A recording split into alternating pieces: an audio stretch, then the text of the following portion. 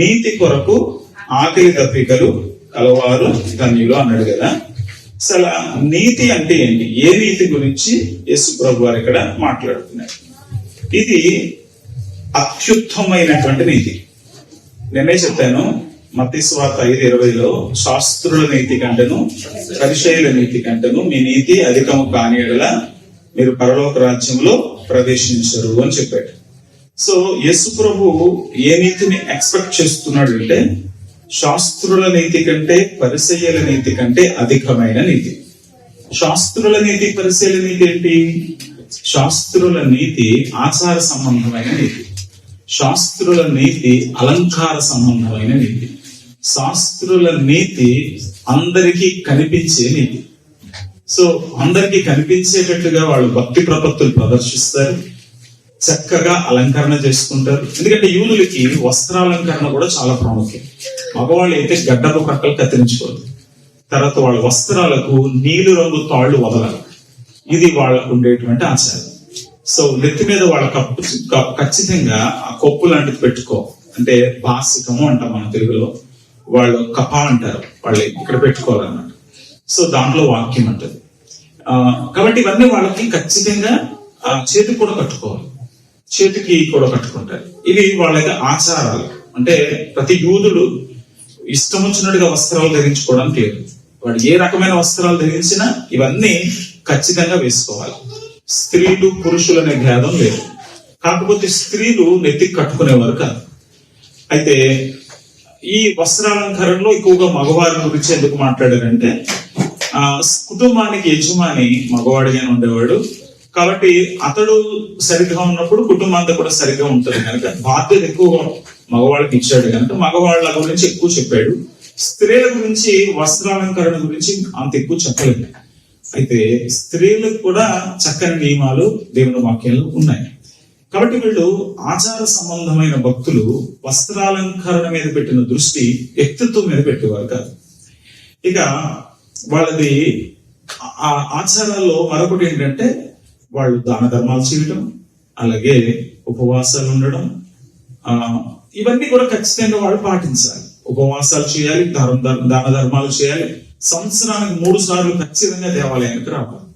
వీటిని ఖచ్చితంగా పాటించేవారు. సో నీతి అనే దానికి యూదుల పరిభాషలో అర్థం ఏంటంటే వాళ్ళు దేవునికి ఇచ్చే విషయాలు, దేవుని మందిరానికి వచ్చే విషయంలో, అంత మాత్రమే కాదు ఉపవాసం ఉండి ప్రార్థించే విషయాలు వాళ్ళు తమ నిబద్ధతను చాటుకోవాలి.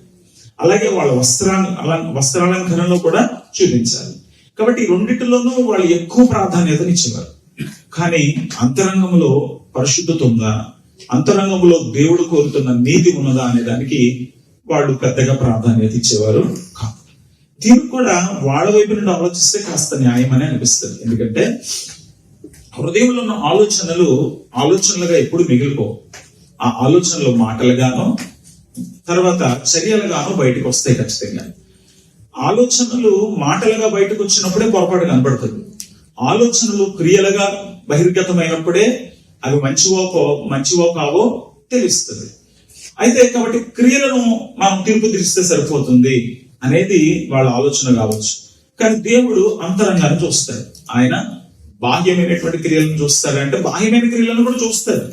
కానీ ఆయన లక్ష్య పెట్టేది అంతరంగాన్ని. ఎందుకంటే హృదయంలో ఆ ఆలోచనలు బయలుదేరకుండా అవి ప్రవర్తనలోనికి రావు. మీరు ఇర్మియా గ్రంథం 17వ అధ్యాయం 9-10 వచనాలు చూస్తే అక్కడ మీకు ఈ విషయం అవగాహనలోకి రావాలి. దయచేసి ఇర్మియా గ్రంథం 17:9-10 వచనాలు చదవండి.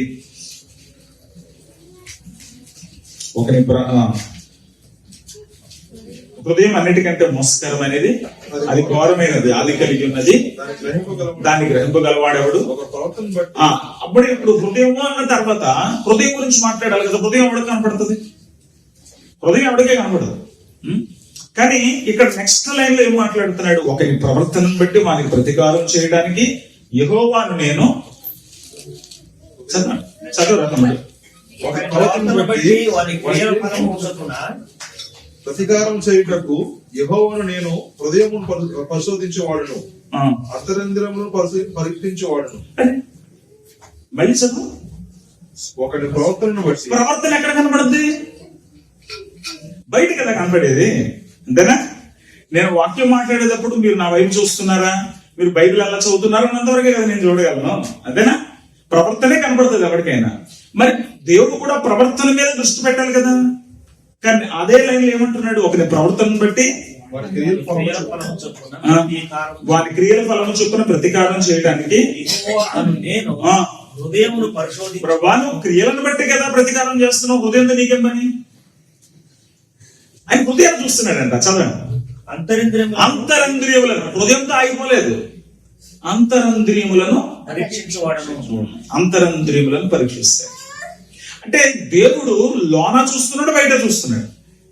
లోన చూస్తున్నాడు, దాన్ని బట్టి ఆ వ్యక్తికి ప్రతీకారం చేస్తున్నాడు. కానీ అలాగని క్రియలను వదిలేస్తాడా? క్రియలను కూడా చూస్తాడు. అయితే మనుషులు క్రియలు మాత్రమే చూడగలడు, కానీ ఆ క్రియలకు ఉనికి పట్టైన క్రియలు ఉద్భవిస్తున్నటువంటి అంతరంగాన్ని దేవుడు చూస్తున్నాడు. ఇప్పుడు దీన్ని బట్టి ప్రతిఫలమిస్తున్నాడా, దాన్ని బట్టి ప్రతిఫలమిస్తున్నాడా? రెండింటిని బట్టి.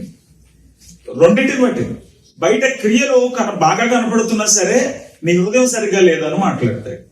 సో దేవుడు రెండింటిని పరిగణలోకి తీసుకుంటున్నాడు కనుక మనం రెండింటి విషయాల్లో జాగ్రత్తగా ఉండాలి. ఇప్పుడు క్రియలు అంటే మార్చుకోగలం, చర్చికి వచ్చాం చక్క కూర్చోవాలి అని మనం కూర్చోగలం. కానీ మనసును ఆపుకోగలమా? హృదయంలో వచ్చేటువంటి తలంపులను ఆపుకోగలమా?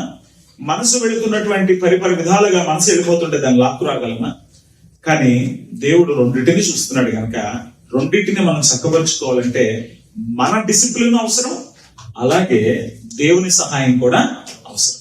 నా క్రియల్ని నేను అదుపు చేసుకోగలను అంటే చేసుకోలేకపోవచ్చు, కానీ సాధ్యం అవుతుంది. ఒక బుద్ధిస్ట్కి సాధ్యమైనప్పుడు, ఒక హిందువుకు సాధ్యమైనప్పుడు, ఒక ఇస్లాం పాటించే వ్యక్తికి సాధ్యమైనప్పుడు క్రైస్తవుడికి ఎందుకు సాధ్యం కాదు? ఖచ్చితంగా సాధ్యం అవ్వాల్సిందే.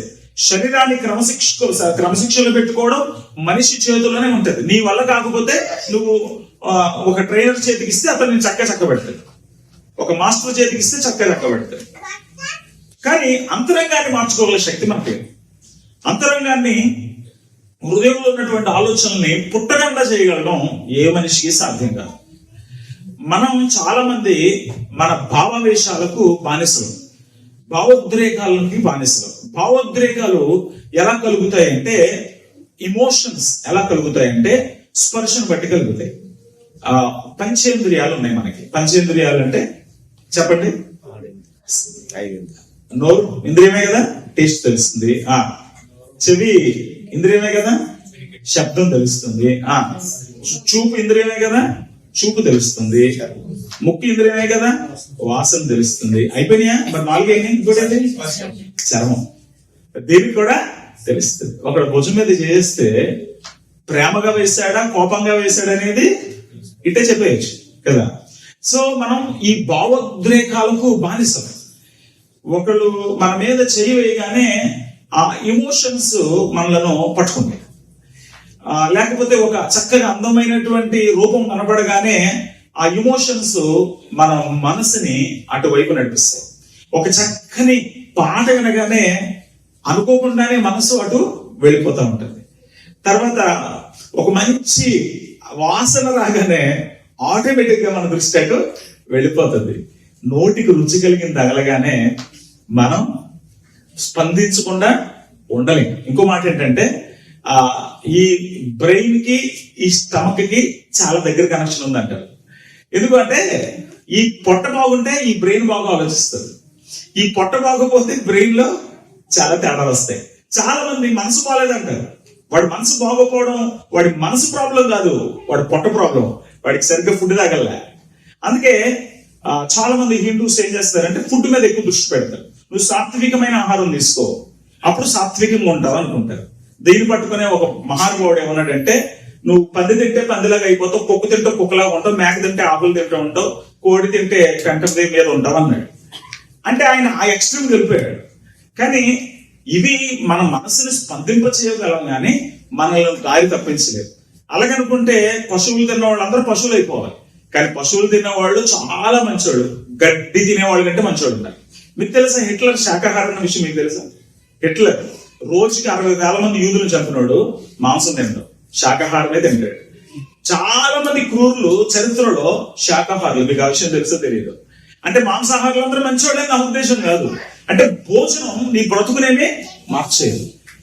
కానీ ఇక్కడ ఒక మాట ఏంటంటే, నీకు మంచి భోజనం దొరకగానే నీ మైండ్ ప్లెజెంట్ గా ఉంటుంది. నువ్వు ఎంత ప్లెజెంట్ గా ఉన్నా ఆకలి తలంపిస్తున్నప్పుడు నీ మూడ్ ఆఫ్ అయిపోతూ ఉంటుంది. సో చాలా మంది ఈ రెండింటికి ఉన్న కనెక్షన్ అర్థం చేసుకోలేదు. అయితే ఇక్కడ యేసు ప్రభు మాట్లాడుతున్నటువంటి విషయాలు అంతరంగానికి సంబంధించింది. యేసు ప్రభు బాహ్యమైన విషయాలు మాట్లాడడం లేదు, ఆంతరంగికమైన విషయాలు మాట్లాడుతున్నాడు. అంటే నీతి అనేది నీ గుండె లోతుల్లో నుంచి ఉద్భవించినప్పుడు అది నీ క్రియలలో సుస్పష్టంగా కనబడదు. కానీ ఆ నీతి అనేది ఒక వేసుకునే వస్త్రములాగా పైపైన ఉన్నప్పుడు అది కేవలం ప్రజల ముందే కనపడుతుంది. పక్కకు వెళ్ళిన తర్వాత లోనున్న మరొక స్వభావం బయటకు వస్తుంది. వాడు ఎవడు లేనప్పుడు అసలైన వ్యక్తి బయటకు వస్తాడు. ఎవడైనా నన్ను తిడతాడు అనుకున్నప్పుడు, ఎవరి ముందైనా నన్ను అవమానపరచబడతాను అనుకున్నప్పుడు బయట ఒక వ్యక్తి ఉంటాడు. అందుకే చర్చిలో ఒక వ్యక్తి ఉంటాడు, బయటికి వెళ్ళిన తర్వాత ఒక వ్యక్తి బయటికి వస్తా ఉంటాడు. సో దేవుడు చూస్తున్నాడంటే ఆ లోన్ ఉన్నటువంటి మనసుని, ఆ లోన్ ఉన్నటువంటి వ్యక్తిని, ఆ లోన్ ఉన్నటువంటి వ్యక్తిత్వాన్ని ఆయన చూస్తున్నాడు. ఇప్పుడు లోన ఒక కోరిక ఉందనుకోండి, నీ కనుదృష్టి కూడా అటువైపు వెళ్తుంది. ఉదాహరణకి నీకు మంచిగా ఏదో తినాలనిపిస్తుంది, అప్పుడు నీ కను ఆటోమేటిక్ ఎక్కడికి వెళ్తుంది అంటే ఫుడ్ మెటీరియల్ మీదకి వెళ్తుంది. చాలా మంది ఇంట్లో తృప్తిగా తినరు కనుక బయటకు వచ్చిన తర్వాత కనపడే ప్రతి చెత్త తినడానికి ట్రై చేస్తారు. ఏది కనపడినా కొంటా ఉంటారు. కొంతమంది వద్దు బ్రదర్ నాకేం ఆకలి లేదంటాడు. ఎందుకంటే వీడికి ఆల్రెడీ స్టమక్ ఫుల్ అయిపోయింది, తృప్తిపరచబడిపోయాడు, కాబట్టి ఇంకా ఏమీ అతనికి అవసరం లేదు. సో నీ లోపల ఉండే దాన్ని బట్టే నీ దృష్టి వెళ్తూ ఉంటది. ఇప్పుడు నీ లోపల తినే ఆకలి కాకుండా చూసే ఆకలి ఉందనుకోండి, అప్పుడు నాతో మాట్లాడుతున్నా కూడా ఫోన్ వైపు చూస్తారు, బయటికి ఎక్కడికి వెళ్ళినా కూడా ఎంతమంది మధ్యలో ఉన్నా ఫోన్ వైపు చూస్తారు. ఎందుకంటే నీకు కావాల్సిన చూపులని అక్కడ దొరుకుతున్నాయి కదా. దీని మీద చాలా జోక్స్ వచ్చాయి. ఒకప్పుడు 3 కోతులు ఉండేవంట. ఏం కోతులు? ఒక కోతి మాట్లాడేది కాబట్టి మాట్లాడుకొని మూతు మూసారు, ఓ బొమ్మను తయారు చేశారు. తర్వాత ఇంకో కోతి ఏం చేసేది? చెడు వినేది కాబట్టి వెనకనే ఒక బొమ్మను తయారు చేశారు. ఇంకొకటి చెడు చూడకుండా ఉండేది, అది కూడా తయారు చేశారు. కానీ ఈ 3టికి సెపరేట్ గా ఇంకో కోతి వచ్చింది, ఏంటంటే ఫోన్ చూసే కోతి. కాబట్టి ఇది ఒకవేళ ఈ టైంలో ఉంటుంటే దాన్ని తయారు చేద్దరు, వాళ్ళకప్పటికి అవి తెలియదు. చెడు వినకూడదు, చెడు మాట్లాడుకో, చెడు చూడగానే అక్కడికే తయారు చేశారు. కానీ మనం దీని దగ్గరికి చాలా అమాయకంగా వస్తున్నాం. అయితే ఇక్కడ నేనేమంటానంటే, నీ ఆకలి ఏముందో నీ దృష్టి అటు మళ్ళుతుంది. నీ ఆకలిని బట్టి, నీ వాంఛను బట్టి, నీ కోరికను బట్టి, నీ ఆసక్తిని బట్టి, నీ ఇంట్రెస్ట్ ను బట్టి నువ్వు దారి వెతుక్కుంటూ వెళ్ళిపోతూ ఉంటావు. నీ ఇంట్రెస్ట్ నీ క్రియల్లో ప్రస్ఫుటంగా కనపడతా ఉంటుంది. సో నువ్వు ఎటు వెతుకుతున్నావు అనే దాన్ని నేను చూసినప్పుడు నువ్వు ఎక్కడ ఆలోచిస్తున్నావో నాకు అర్థమైపోతుంది. ఇది మనం అర్థం చేసుకోవాలి. ఇప్పుడు నీతి కొరకు ఆకలి దప్పికలు ఎలా వస్తాయి? నీతి కొరకు ఆకలి దప్పికలు ఊరికనే రావు. నీతి కొరకు ఆకలి దప్పికలు రావాలి అంటే దేవుని కొరకు వాంఛించే హృదయం నీలో ఉండాలి. ఈ లోకంలో ప్రతి ఒక్కరు నీతి కొరకు ఏమీ ఆకలి దప్పికలు కలిగి ఉండడు. ఈ లోకంలో ఆకలి దప్పికలు అనే దానికి చాలా అర్థాలు ఉన్నాయి. కొంతమందికి అన్నం మీదే ఆకలి ఉంటది, కానీ కొంతమందికి రకరకాల ట్రీట్స్ మీద ఆకలి ఉంటది, కొంతమందికి రకరకాల డ్రింక్స్ మీద ఆకలి ఉంటది, కొంతమందికి రకరకాల ఫుడ్స్ మీద ఆకలి ఉంటది. సో జిహ్వను బట్టి మనం టేస్ట్ కోసం వెతుకుతూ ఉంటాం. కానీ బైబిల్ బోధించేది ఆ ఆకలి కాదు. బైబిల్ బోధించేది నీతి కొరకైన ఆకలి. నీతి కొరకైన ఆకలి ఆటోమేటిక్ గా పుట్టదు ఎవరికి. నీతి కొరకై వాక్యం వినాలి, దేవుని సన్నిధిలో కూర్చోవాలన్న ఆకలి అందరికీ ఆటోమేటిక్ గా పుట్టదు. లేక నేను దేవుని సన్నిధిలోనే గడపాలనే ఆలోచన ఊరికనే పుట్టదు. ఈ మంచి ఫీలింగ్స్ లేకపోతే ఈ మంచి భావోద్రేకాలు దేవుని ఆత్మచేత నువ్వు సంధించబడితేనే పుడతాయి. దేవుని ఆత్మచేత నువ్వు సంధించబడకపోతే, పరిశుద్ధాత్మచేత నువ్వు నింపబడకపోతే నువ్వు నటించే వ్యక్తిగా ఉంటావు, కానీ నీతి కొరకు అలమటించే వ్యక్తిగా ఉండవు. ఇప్పుడు నటించే వ్యక్తికి నీతి కొరకు అలమటించే వ్యక్తికి ఉన్న వ్యత్యాసాన్ని చిన్నగా చెప్తాను. ఇప్పుడు నటించే వ్యక్తి అనుకోండి, అందరూ మధ్యన బైబిల్ తెరిచి ప్రార్థన చేస్తారు. కానీ అలమటించే వ్యక్తి ఏం చేస్తాడంటే, అందరూ వెళ్ళిపోయిన తర్వాత కూడా ఆ వాక్యాన్ని మనసులో పెట్టుకుంటాడు, ఇంటికి వెళ్ళిన తర్వాత కూడా అదే వాక్యం గురించి ఆలోచన చేస్తూ ఉంటాడు.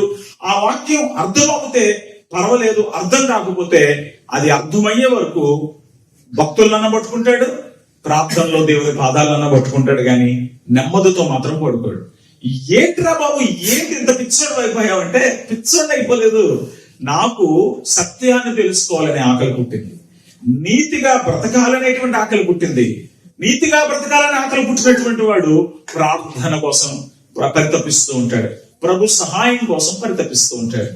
నీతి కొరకైన ఆకలి, తర్వాత నీతి కొరకైనటువంటి తృష్ణ, ఇవన్నీ కూడా దేవుని వలన మనకు పుడతాయే తప్ప స్వతహాగా మనకి పుట్టవు. సో నిన్న ఎక్కడి వరకు తీసుకొచ్చానంటే, దేవుని ఆత్మకార్యం నీలో జరిగిందా? దేవుని ఆత్మకార్యం జరిగితే ఏమవుతుంది? మనలో నూతనమైన అపేక్షలు మొదలవుతాయి. 1 పేతురు 2వ అధ్యాయం 1వ వచనం. పేతురు మొదటి పత్రిక 2వ అధ్యాయం 1వ వచనం. ప్రభు దయాళుడని మీరు రుచి చూచి ఉన్న ఎడల సమస్తమైన దుష్టత్వమును, కపటమును, వేషధారణను, అసూయను, సమస్త దూషణ మాటలను మాని కొత్తగా జన్మించిన శిశువులను పోలిన వారే నిర్మలమైన వాక్యం పాల వలన రక్షణ విషయంలో ఎదిగినట్లు ఆ పాలను అపేక్షించండి. ఇప్పుడు పేతురు గారు సింపుల్ గా ఏం చెప్తున్నాడంటే, ప్రభువు దయాళుడని నీకు అర్థమైతే, రుచి చూస్తే నువ్వేం చేయాలి అంటున్నాడు. అంటే ప్రభు దయాళుడని రుచి చూచావో లేదా అనే పాయింట్ దగ్గర మనం ఆగిపోతాం చాలా మంది. ప్రభు దయాళుడని ఒకవేళ నువ్వు రుచి చూస్తే, ఇక్కడ ఒక నిమిషం ఆగుతాను. దేవుని దయాళుత్వం మనకి ఎప్పుడు అర్థమవుతుంది? ఒక వ్యక్తి అన్ని ఇచ్చేవాడని ఇప్పుడు అర్థమవుతుంది.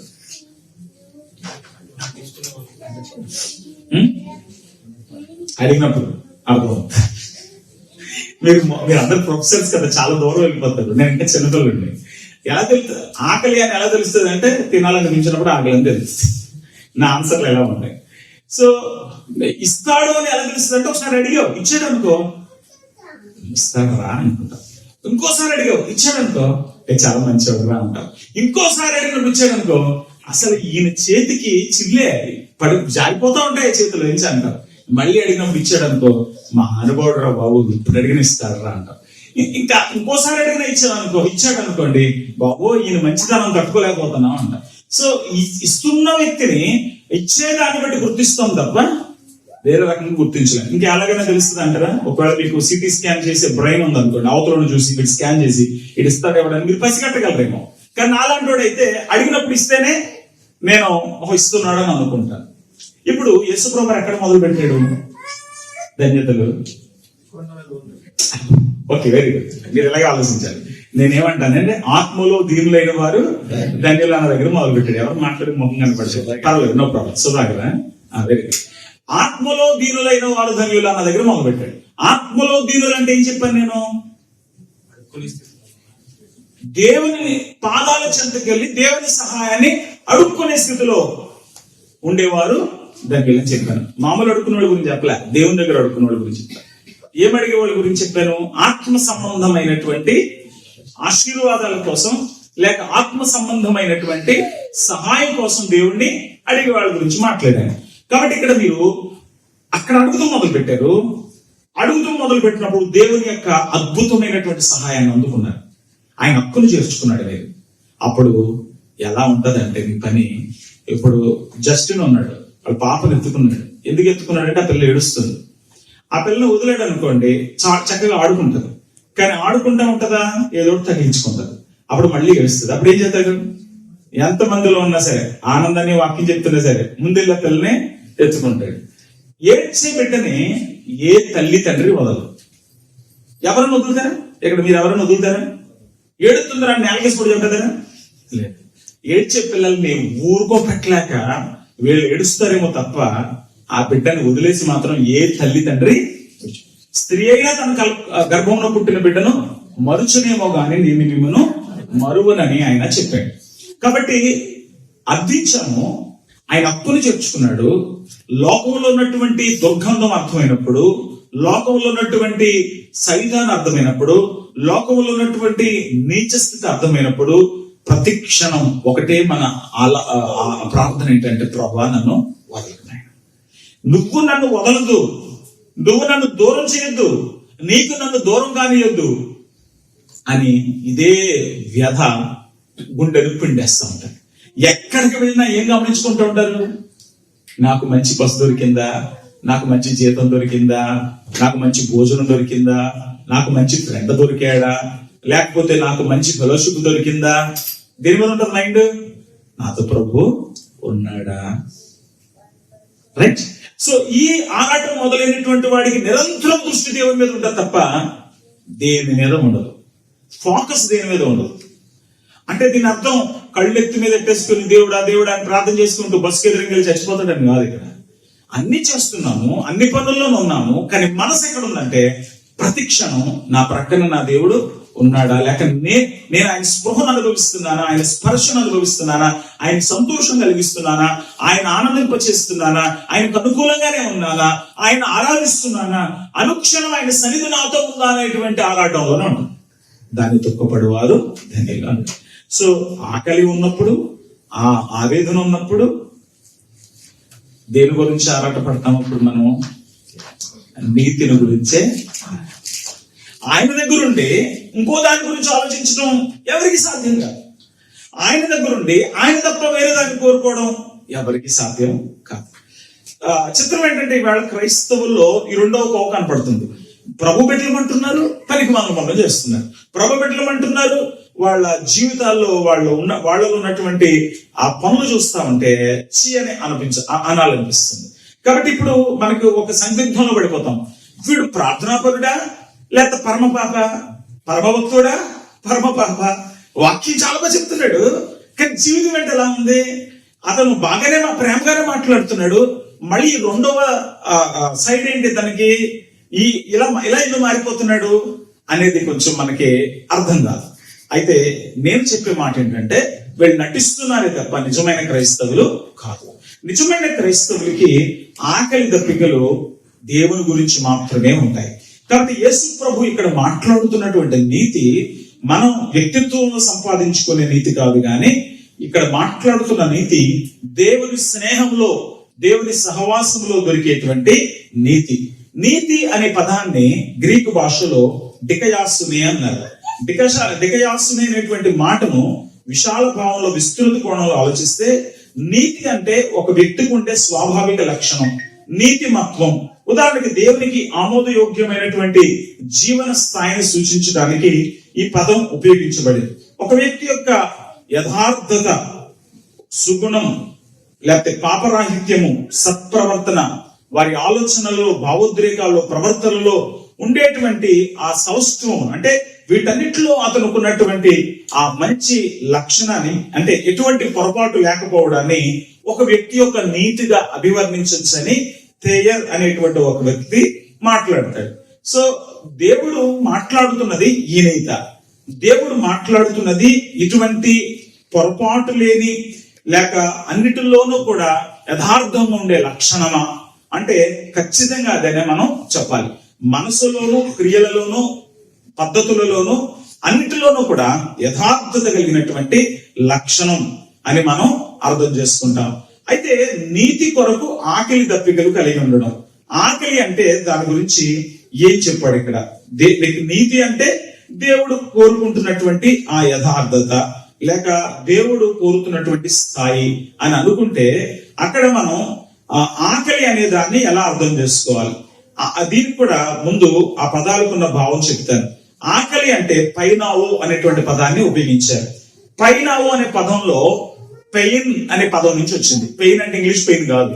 పెయిన్ అంటే అలమటించడం. అంటే ఇక్కడ మాట్లాడుతున్న ఆకలి మామూలుగా అది తినాలనిపించడం కాదు, చచ్చిపోతానేమో ఈ భోజనం లేకపోతే అనే ఆరాటం. నూతన నిబంధనలో ఎక్కువ శాతం ఈ పదాన్ని అక్షరార్థమైనటువంటి ఆకలిని గురించి చెప్పడానికే ఉపయోగించారు. ఆకలితో అలమటిస్తున్న వారిని ఆహారంతో పోషించాలని కూడా యేసు ప్రభు బోధించడం మనం చూస్తూ ఉంటాం. ఆయన 5 రొట్టెలు 2 చేపలు పంచిపెట్టాడు, 7 రొట్టెలు 2 చేపలు ఒకసారి పంచిపెట్టాడు. కాబట్టి ఏ ఆకలినైనా ప్రభు చూచి చూడనట్టుగా వెళ్ళిపోడు. కానీ ఇక్కడ చెప్పేటువంటి ఆకలి అలమటించే ఆకలి. నాకు భోజనం దొరకపోతే నా పరిస్థితి ఏమైపోతుంది, ఈ పూట భోజనం లేకపోతే నేను చచ్చిపోతానేమో అనేటువంటి ఆకలి అన్నమాట. సో బ్రతకడానికి అవసరమైనటువంటి ఆకలి. అంటే ఈ పూట నాకు భోజనం ఉంటే బాగుంటది, ఈ పూట నాకు కొంచెం ఆహారం దొరికితే బాగుంటది అనే పదాన్ని వాళ్ళు ఎలా రాశారంటే లిమోస్ అనే పదంతో రాశారు. అది మామూలు ఆకలిని సూచించడానికి లిమోస్ వాడారు. అలమటించే ఆకలిని, ఇది తినకపోతే నేను చచ్చిపోతానేమో అనేటువంటి ఆకలిని వ్రాయడానికి మాత్రం పైనావో అనే పదం రాశారు. కాబట్టి యేసు ప్రభు ఎంత తీవ్రమైన భాష మాట్లాడుతున్నాడంటే, నీతి కొరకు నీ ఆకలి ఎలా ఉండాలంటే, ఈ నీతి నాకు దొరకకపోతే, ఈ నీతిలో నేను బ్రతకకపోతే, ఈ నీతి నా జీవితంలో రాకపోతే నేనేమైపోతాను అనేటువంటి ఆలోచన, అటువంటి స్థితి రావాలి. కరువు కాటకాలు మీరు ఎప్పుడు వినుండకపోవచ్చు, చూచి ఉండకపోవచ్చు. చాలా కాలం కరువు కాటకాలతో భారతదేశం బాధపడింది. కరువు పంటల పండగ, ఆ పంటలు సరైన ఉత్పత్తిని ఇవ్వక, ఆ పంటలతో పోషించబడేటువంటి పరిస్థితి లేక, వర్షం లేక, రకరకాల తెగుళ్ళ చేత పంటలు నాశనం అయిపోతున్నప్పుడు ఈ పరిస్థితులు గుండా వెళుతుండేది. మా మమ్మీ చెప్తుండేది, చాలా భయంకరమైనటువంటి ఆకలి ఉండేది. ఆ ఆకలికి ఎక్కువగా మేము జావలు మాత్రమే తాగేవాళ్ళం. ఎప్పుడో భోజనం దొరికేది అని చెప్పేది. చాలా దారుణమైనటువంటి ఆకలి గురించి ఆవిడ చెప్పింది. దేవుడి దయ వల్ల నేను ఆకలిని అనుభవించాను, కానీ అది ఉపవాసం వల్ల అనుభవించాను. కానీ తిండి లేక అలమటించే ఒక్క రోజును కూడా దేవుడు మా సేవా జీవితంలో గాని, వ్యక్తిగత జీవితంలో గాని తీసుకురాలేదు. ఓ పూట లేకపోవడం తెలుసు నాకు, ఓ 2 పూటలు లేకపోవడం తెలుసు, కానీ మరి చచ్చిపోయేంత ఆకలి అయితే నాకు కూడా తెలియదు. సో పైనావు అనేది క్షామం కలిగిన సందర్భాలను గురించి చెప్పేటప్పుడు ఎక్కువగా ఉపయోగించబడింది. ఆదికాండం 41వ అధ్యాయం 55వ వచనంలో మనం చూసినప్పుడు, దేశమంతా క్షామము కలిగింది. అప్పుడు అందరూ కూడా ఫరో దగ్గరకు వచ్చి భోజనం అడిగారు. ఆ భోజనం కోసం వాళ్ళు ఏం చేశారు? వాళ్ళు భూములు అమ్ముకున్నారు, వాళ్ళు బంగారం అమ్ముకున్నారు, అన్ని కూడా అమ్మడైన తర్వాత యోసేపు మీరు డబ్బులు ఇవ్వండి అంటే వాళ్ళు ఏమన్నారంటే, సార్ మా భూములు అమ్మేశాం, మా బంగారం అమ్మేశాం, మాకున్న విలువైన కూడా ఇచ్చేసాం, ఇంకేం లేవు సార్, మేమే కావాలంటే మీకు బానిసలం అయిపోతామంటే, ఫరో రాజ్యం విస్తరించడానికి యోసేపు అన్ని ప్రాంతాలని కూడా అతడు కొనేశాడు, వసూలు చేసేసాడు. మీకు ఒక విషయం చెప్పాలి, వీళ్ళు ఐగుప్తు దేశంలో నుంచి కనాను దేశంలోకి ప్రయాణం చేశారు కదా. కనాను దేశం కూడా ఐగుప్తు అధికారంలోనే ఉండేది. కనాను దేశం ఇప్పుడు ఉండేటువంటి పర్షియా, ఇప్పుడు ఉండేటువంటి టర్కీ, అంటే పర్షియా అంటే అర్థం కాదు, ఇప్పుడు ఉండే టర్కీ దేశం, ఇవన్నీ కూడా ఒకప్పుడు ఐగుప్తు స్వాధీనంలోనే ఉండేవి. ఐగుప్తే వీటన్నిటిని పరిపాలిస్తూ ఉండేది. కాబట్టి ఆ ఆకలి ఎటువంటిదంటే, ఆ ఆకలి తీర్చుకోవడానికి ఆఖరికి తమ శరీరాలు కూడా అమ్ముకునేటువంటి స్థితికి వాళ్ళు వచ్చేసారు. 2వ రాజుల గ్రంథం 7వ అధ్యాయం 12వ వచనంలో కూడా ఈ ఆకలి ఎంత తీవ్రమైనదో మనం చూస్తాం. అక్కడ గాడిద తలకై తినడానికి వెళ్ళేవారంట, పావుల రెట్ట కూడా కొనుక్కునేవారంట వాళ్ళు. ఎంత దారుణం అంటే అసలు చెప్పుతే ఒళ్ళు గొగ్గులు పొడుస్తుంది. వాళ్ళ ఆకలి ఏ స్థాయికి వెళ్ళిపోయిందంటే, రాజు గారు ఆ రాజ్య పరిస్థితులు చూడడానికి గోడ మీద నడుచుకుంటూ వెళ్తే 2 ఆడలు వచ్చి గొడవ పడతారు. సార్ చాలా ఆకలిసింది, నా బిడ్డను వండుకుని తిందామంది ఈ అమ్మాయి, వండేసుకుని తినేసాము, ఇప్పుడు ఈవేళ తన బిడ్డని అంటే ఏమనంటుంది అంటుంది. ఈ మాటలు వింటుంటేనే మన లోపల గుండె పగిలిపోతుంది, పిండేసినంత పని అవుతుంది. అంటే ఆ ఆకలి ఏ స్థాయికి వెళ్ళిపోయిందంటే, వాళ్ళ బిడ్డల్ని, వాళ్ళ మనుషులు కూడా తినేటువంటి పరిస్థితికి దిగజారిపోయారు. సో ఇటువంటి ఆకలి గురించి ఈ మాట, ఏ మాటది? పైనావో అనేటువంటి పదం తెలియజేస్తుంది. అయితే లిమోస్ అనేటువంటి పదాన్ని కూడా ఉపయోగించారు. ఈ లిమోస్ అనేటువంటి పదం కూడా చాలా సార్లు కనపడుతుంది, కానీ పైనావో అనే పదం పాత నిబంధనలో దాదాపుగా 23 సార్లు కనపడుతుంది. సెప్టాజెంట్ లో, అంటే పాత నిబంధన గ్రంథంలో 39 సార్లు కనపడుతుంది. సరే, ఆకలి అంటే ఏంటో తెలుసుకున్నాము. అయితే ఆకలి గురించినటువంటి పదాన్ని కొంచెం జాగ్రత్తగా ఆలోచిస్తే, పైనావో అనేటువంటి పదాన్ని తెలుగులోకి వచ్చేసరికి అలసిపోయి అనే పదంగా కూడా తర్జుమా చేశారు. ఎందుకంటే ఆకలి వాళ్ళు అలసిపోతారు కదా.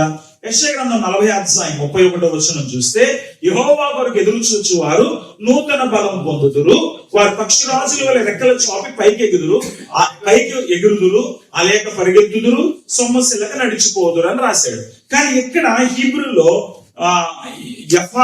యాయెఫ్ అనే పదం వాడితే, సెప్టాజెంట్ లో ఏం రాశాడంటే పైనావో అనే పదం రాశాడు. అంటే ఆకలితో అలమటించేటువంటి వ్యక్తి, అంటే యెహోవా కొరకు ఎదురు చూచేవాడెవడు? ఆకలితో అలమటించేటువంటి వ్యక్తి అనే భావం వచ్చేటట్టు అక్కడ రాశాడు. అంటే ఇదే భావం 20 గ్రంథం 31-24లో కనపడుతుంది. అలసి ఉన్న వారి ఆశను తృప్తిపరచుదును, కృషించిన వారిని అందరినీ నింపుదును అనే పదాన్ని మనం చదువుతాం.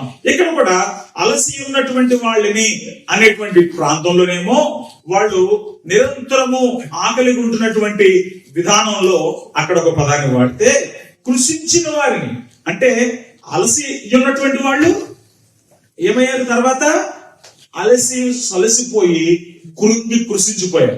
అంటే వాళ్ళకి ఏమీ దొరక్క కృంగిపోతున్నారు, కృషించిపోతున్నారు. అక్కడ పైన అనే పదాన్ని వాడారు. సో ఈ భావాలు ఎందుకు చెప్తున్నానంటే, యేసు ప్రభు చెబుతున్న నీతి కొరకైన ఆకలి నీకుంటే దాని కొరకు నీ ప్రాణం కూడా పోయేటట్టుగా నువ్వు బాధపడతావు. అది దొరకకపోతే అలసి సొలిసిపోయినట్టుగా, కృషించిపోయినట్టుగా నీ జీవితం అలవటిస్తూ ఉంటది. కాబట్టి అంతటి ఆసక్తి నిజంగా దేవుని కొరకు మనకు ఉన్నదా అనేది మనం ప్రశ్నించుకోవాలి. ఆశ గల ప్రాణమును ఆయన తృప్తిపరుస్తాడని 107వ కీర్తన 9వ చరణంలో కీర్తనకారుడు రాస్తున్నాడు. ఆకలి కొరిగినటువంటి వారిని ఆయన తృప్తిపరుస్తాడు. ఇక్కడ ఆశ గల ప్రాణం అన్న చోట ఆ వాడినటువంటి పదాన్ని మనం అర్థం చేసుకుంటే ఇక్కడ ఇంకా వేరే భావం మనకు వస్తుంది. ఇక్కడ ఆశ గల ప్రాణం అన్నప్పుడు అక్కడ వాడినటువంటి పదానికి ఉన్న అర్థం ఏంటంటే, వాళ్ళు ఇది అర్థం కావాలంటే ఇంకో విషయం మీకు చెప్పాలి.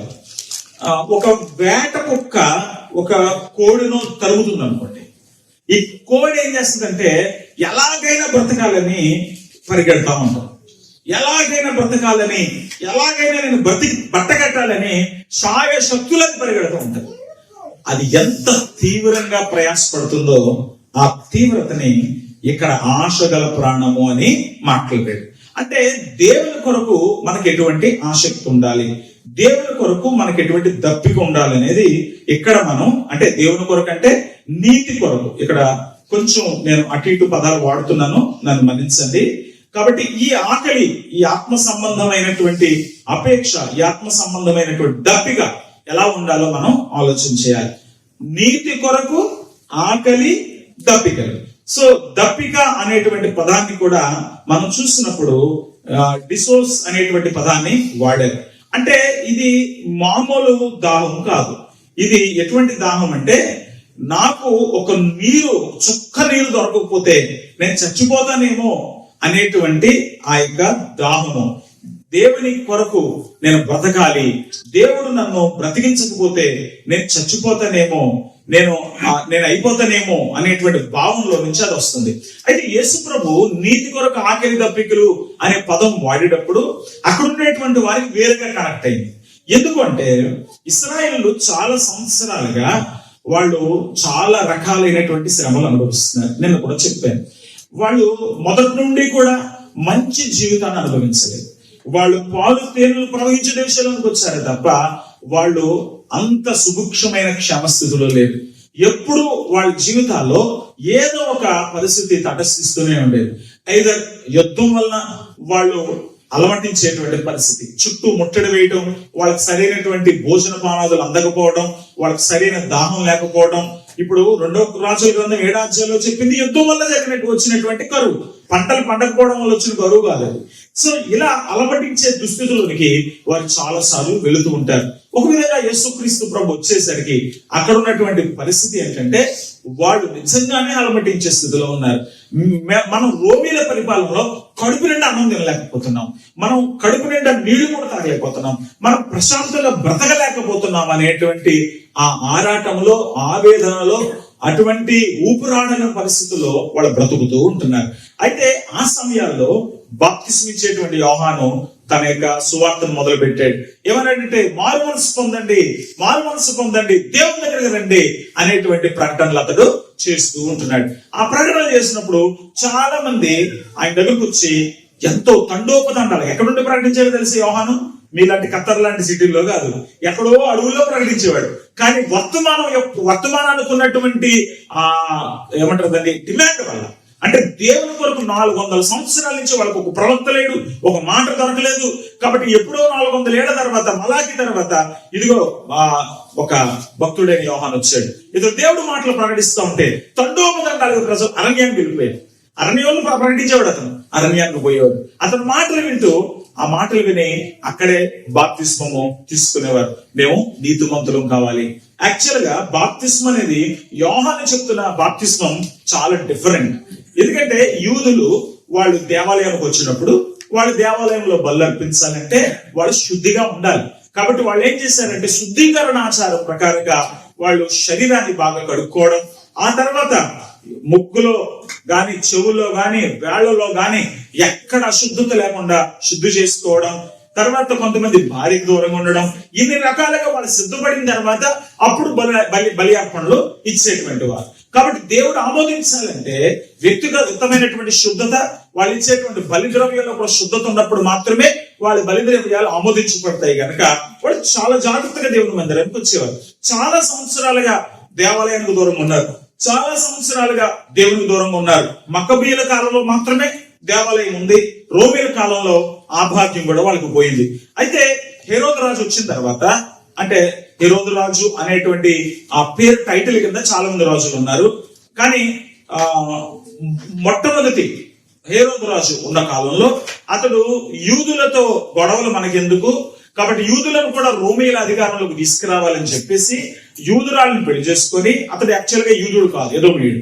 అతను ఏం చేశాడంటే, మరి అతని తల్లి యూదురాలు కనుక, అతని తండ్రి ఎదోమీయుడు కనుక, అతనిలో సగం బ్లడ్ ఇటు అటు ఉంది కనుక నేను యూదుడని చెప్పుకుంటూ యూదులతో కలిసి యూదులను పాసిఫై చేసుకుని యూదులను రోమీల యొక్క అధికారంలోకి తేవాలి, కొట్లాటలు ఆపాలని ప్రయత్నం చేసేది. అతను దేవాలయం కట్టించాడు యూదుల్ని బొట్లు వేసుకోవడానికి.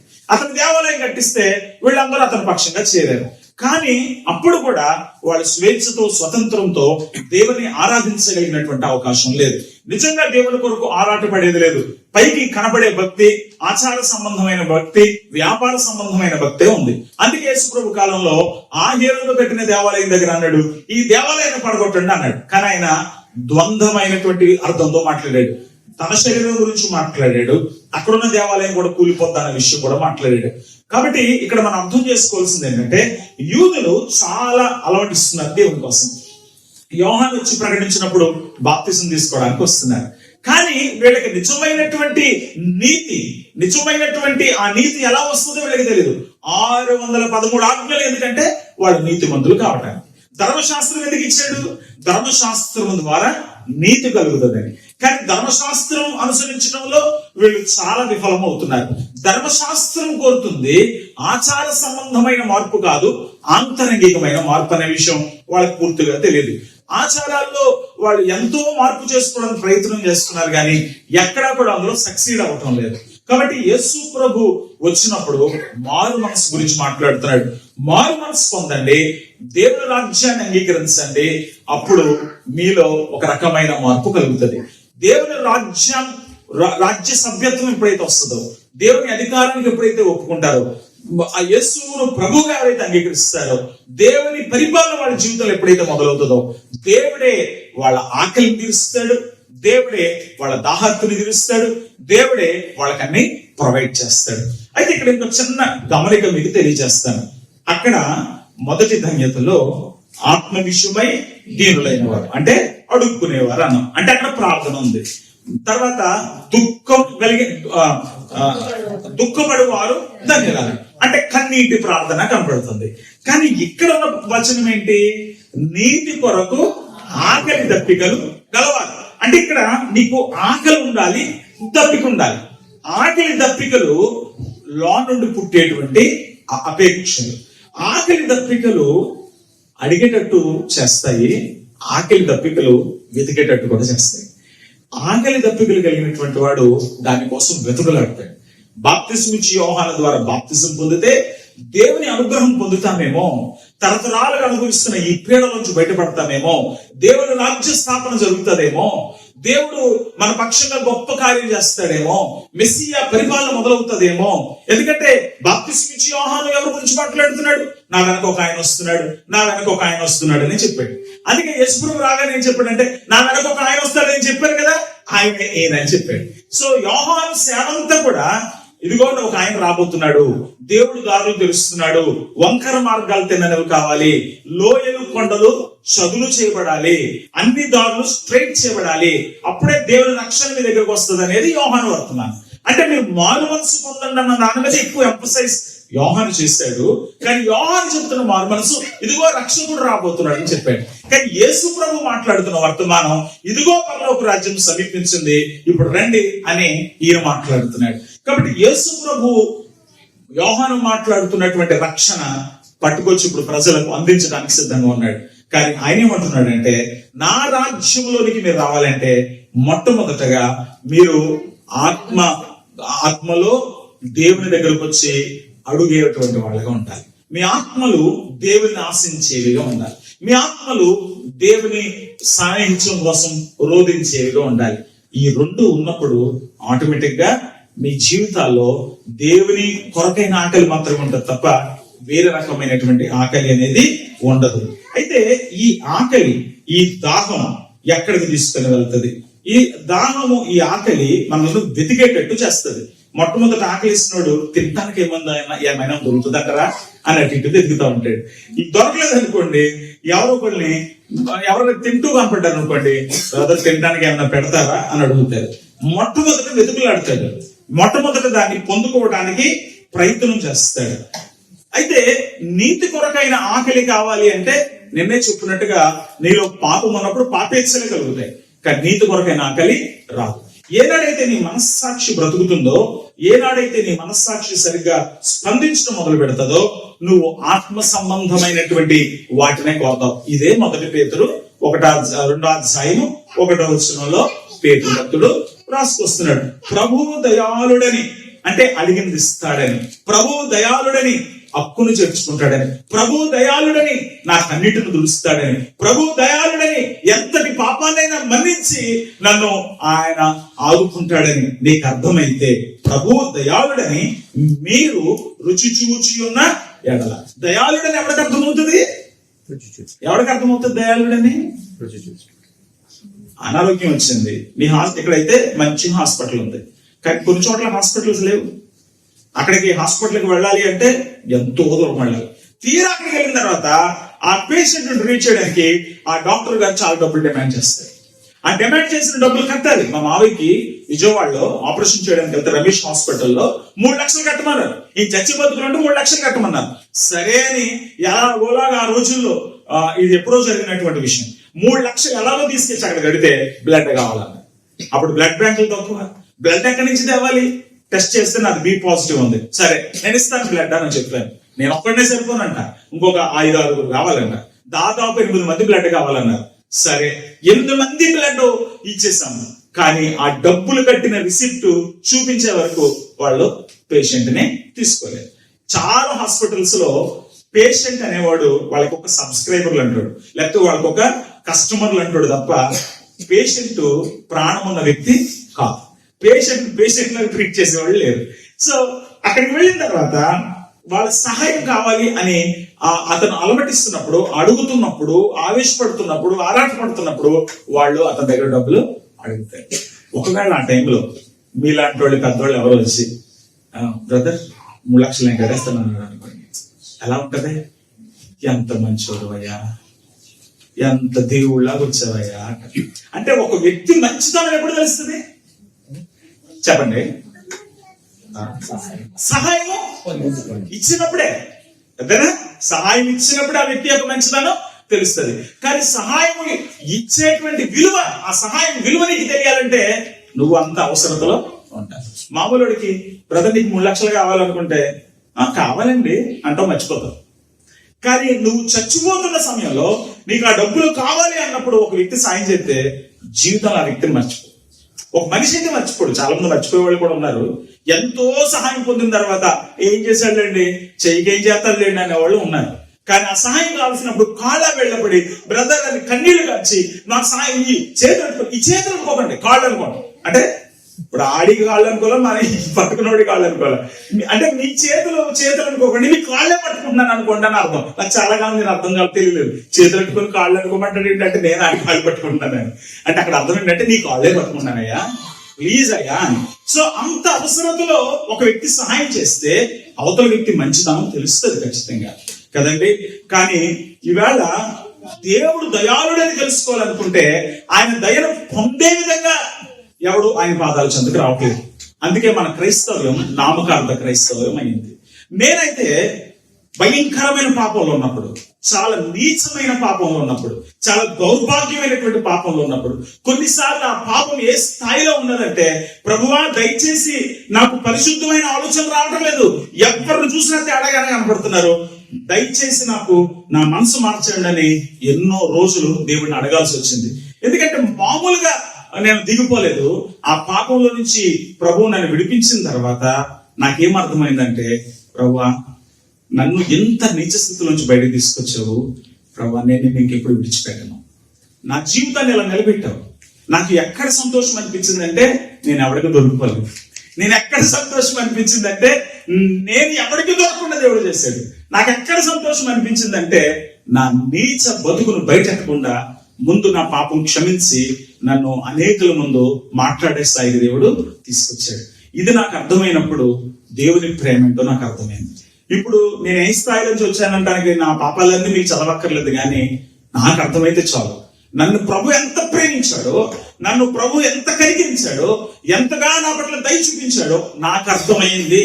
కనుక నేనేం చేశానంటే, ఆయన దయాలను రుచి చూశాను కనుక ఇంకా నా దుష్టత్వాన్ని మానేశాను, ఇంకా నా కపటాన్ని మానేశాను, ఇంకా నా వేషధారణ మానేశాను, ఇంకా నా అసూయను మానేశాను, దూషణ మాటలు మానేశాను.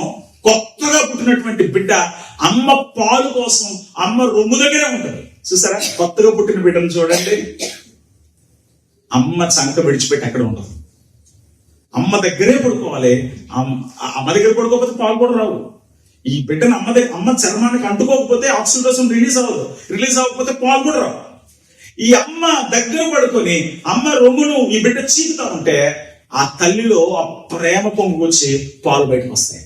ఆ పాలు తాగుతూ ఊసలన్నీ ఆ పాలు తాగుతానే చెప్తారు. చాలా అంటారు, చూడు నా బిడ్డ ఏమంటారు, మనకేమర్థం కాదు అంటా ఉంటారు. కానీ ఆ తల్లికి ఎన్ని మాటలను పడిపోతాయో ఆ మాటల్లో. ఈవిడ అనుకున్నదంతా చెప్తుందా, లేకపోతే నిజంగా ఆ బిడ్డ ఎవరైనా చెప్తున్నారు మనకు అనుమానం. కానీ ఆ బిడ్డ ఊసులు చెప్తాడు. ఆ బిడ్డ నవ్వులు, ఆ బిడ్డ ఏడుపులు, ఆ బిడ్డ ఏం చేసిన అమ్మ రొమ్ము మాత్రం అవ్వాలి. మీరు ట్రై చేయండి, అమ్మ నుంచి దూరం చేయడానికి ట్రై చేయండి. ఒక్క 2-3 సెకండ్లు ఉంటాడేమో, మళ్ళీ కయ్యవరే నాకు ఇప్పుడుగా తాగేవరా. తాగడం ఇంపార్టెంట్ కాదు, అక్కడ అమ్మ దగ్గరే ఉండాలి. ప్రభు దయాళుడని నీకు అర్థమైతే, ప్రభు దయాళుడని నీకు అర్థమైతే నీకు ఎప్పుడు పడలేదు. నాకు వాక్యం కాదు, బాగా చెప్పారు బ్రదర్, మళ్ళీ వారం కనపడతాను, రేపు కూటం లేదా, ఎల్లుండి లేదా, ఏ సాయంత్రం పెట్టరా, పోనీ మీరు ఫోన్లో చెప్పరా, నేను బైబిల్ చదువు. ఒకవేళ నేను చూసాడు అనుకోండి, యారా రాత్రి మీటింగ్ వెళ్ళావు, పొద్దు నుంచి బైబిల్ చదువుతున్నావు, మళ్ళీ సాయంత్రం మీటింగ్ వెళ్ళిపోతున్నావు, ఏమి పిచ్చబట్టిందా? పిచ్చ కాదు. నేను కొత్తగా జన్మించిన బిడ్డకి పాలు కోసం ఎలా ఏడుస్తారో నేను నా ప్రభు కోసం ఏడుస్తాను. ప్రభు దయాళుడని రుచి చూస్తే నీకు ఒక్కసారి అర్థమైతే దుష్టత్వం లేదు, కపటం లేదు, వేషధారణ లేదు, అసూయ లేదు, సమస్త దూషణ మాటలు పడలేవు, అన్ని వదిలేసాం. ఇక్కడ ఏం చేస్తున్నాం అంటే, కొత్తగా జన్మించిన శిశువులను పోలిన వారై నిర్మలమైన వాక్యమును పాల వలన రక్షణ విషయంలో ఎదుగు నిమిత్తము ఆ పాలను అపేక్షించండి. అంటే ఈ అపేక్ష రావాలి అంటే ఆ మార్పు జరగాలి. దేవుడు ప్రభువు దయాళుడని రుచి చూడాలి. తర్వాత సమస్తమైనటువంటి దుష్టత్వము, దూషణ, కపటము, వేషధారణ, అసూయ అన్ని వదిలేయాలి. అసమాటి వదలరా అని చెప్తున్నామంటే అర్థం ఏంటంటే, 1 నువ్వు దేవుడు దయాళుడని రుచి చూడలేదు, లేదు 2 నువ్వు కొత్తగా జన్మించలేదు. కొత్తగా జన్మిస్తే ఏ బిడ్డకైనా సరే ఇమ్మీడియట్ ఆశ ఏంటంటే, పుట్టగానే నర్సింగ్ ఇక్కడ చాలా మంది చేస్తున్నారు, పుట్టిన వెంటనే బిడ్డను కడిగేసి ఎక్కడ తీసుకెళ్ళాలి, వాళ్ళమ్మ రొమ్మ దగ్గర తీసుకెళ్ళాలి. ముందు పాలే రావు, ఏవో వస్తాయి, కానీ అవి బిడ్డ ఇమ్యూనిటీ చాలా అవసరం. అవి ఏమనేది అనవసరం. పుట్టిన బిడ్డను వెంటనే తల్లి రొమ్మ దగ్గర చేర్చేయాలి. దురదృష్టవశాత్తు పుట్టుక సరిగ్గా జరగట్లేదు కనుక ఫార్ములా పాలతో పిల్లల్ని పెంచుతున్నారు. కానీ పుట్టుక సరిగ్గా జరిగితే అమ్మ సాన్నిహిత్యమే ఆ బిడ్డకు అమృతం.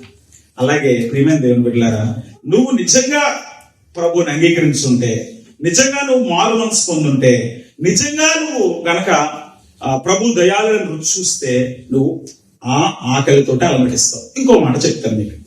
ఒకసారి మీరు ఒక్క నిమిషం ఉండండి, నేను రిఫరెన్స్ చూస్తున్నానండి.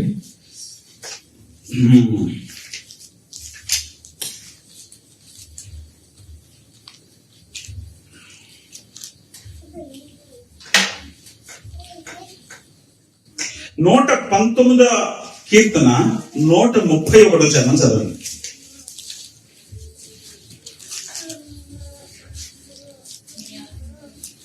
దయచేసి చూడండి. 119వ కీర్తన 131వ చరణం. నీ ఆజ్ఞల యందైన అధిక వాంఛ చేత నేను నోరు తెరిచి ఒగర్చుచున్నాను. ఒగర్చుచున్నాడంట, ఆయన ఒగురుతున్నాడంట. ఇటు వాక్యం కొరకైన వాంఛ చేతంట. ఎవరికైనా ఈ ఒగరుతుందా? ఏంట్రా ఒగర్చుచున్నావు? మందు కావాలి. ఏంట్రా ఒగర్చున్నావు? మంచి డ్రింక్ కావాలి. మొన్న శ్రీని తీసుకెళ్తాం మొజ్జిటోని వచ్చాడు. ఏముందంటే అది మనం దీని గురించి ఒగుర్చుదాం కానీ ఓయ్ వాక్యం దొరకలేదు బాబు, వాక్యం కావాలి, వాక్యం కావాలని అనుకున్నాడు. ఎవరున్నాడా? మీరే ఎవరున్నారా? ఒకసారి ప్రశ్న వేసుకోండి. మీటింగ్లు ఎత్తేటండి సీని గారు, మనశ్శాంతి లేకుండా చేస్తున్నాడు. మళ్ళీ ఫోన్లు మెసేజ్లు రాకపోతే చూస్తూ ఉంటాడు. ఈ చావలేకపోతున్నాం. ఈ ఉద్యోగం ఏమంటే ఇక్కడికి ఎందుకు వచ్చాను? ఎందుకు వచ్చాడు మీరు? ఉద్యోగం చేస్తానికి. ఏదో ఉద్యోగం చేసుకున్నాడు, రాడి సంపాదించుకుందాం మొత్తం. ఈ ఆనందం ఎక్కడ తగలెట్టాడు? మళ్ళీ ఇక్కడికి వచ్చేది. మళ్ళీ కూర్చోండి అంటాడు, వాక్యం చెప్పండి చెప్తాను. ఈ సీన్ గారు మళ్ళీ ఇంకోలా తయారయ్యాడు. ఈయనంటారా బాబు మీటింగ్లు ఎత్తాడు అనుకుంటారు. కానీ నీకు ఆకలి ఉందనుకో, సార్ మీటింగ్లు అయిపోయినాయండి, మళ్ళీ మీటింగ్ లేవా? ఏం మనదాకా 4 ప్రసంగాలు విన్నా, పెద్ద ప్రసంగాలు బోర్ కొట్టలేదా? ఆకలేస్తుంది. కానీ ఈ ఆకలి పెరుగుదల తప్ప తగ్గదు. చెప్పండి గట్టిగా, గట్టిగా చెప్పమని అన్నట్టుంది. నేను అసలు 5 చెప్పాలి నాకు. అప్పుడప్పుడు ఆనందం తట్టుకోలేదు చెప్తాను. హల్లెలూయా. ఈ ఆకలి పెరుగుతుంది, ఈ ఆకలి తగ్గదు. లోపల ఉండే ఆకలి అంత తగ్గదు. మంచి డ్రింక్ తాగు, అమ్మాయి సాగురా బాబా నిద్ర వచ్చేస్తుందంట. మంచి భోజనం తిన్నాం, కడుపు నిండిపోయింది కదరా.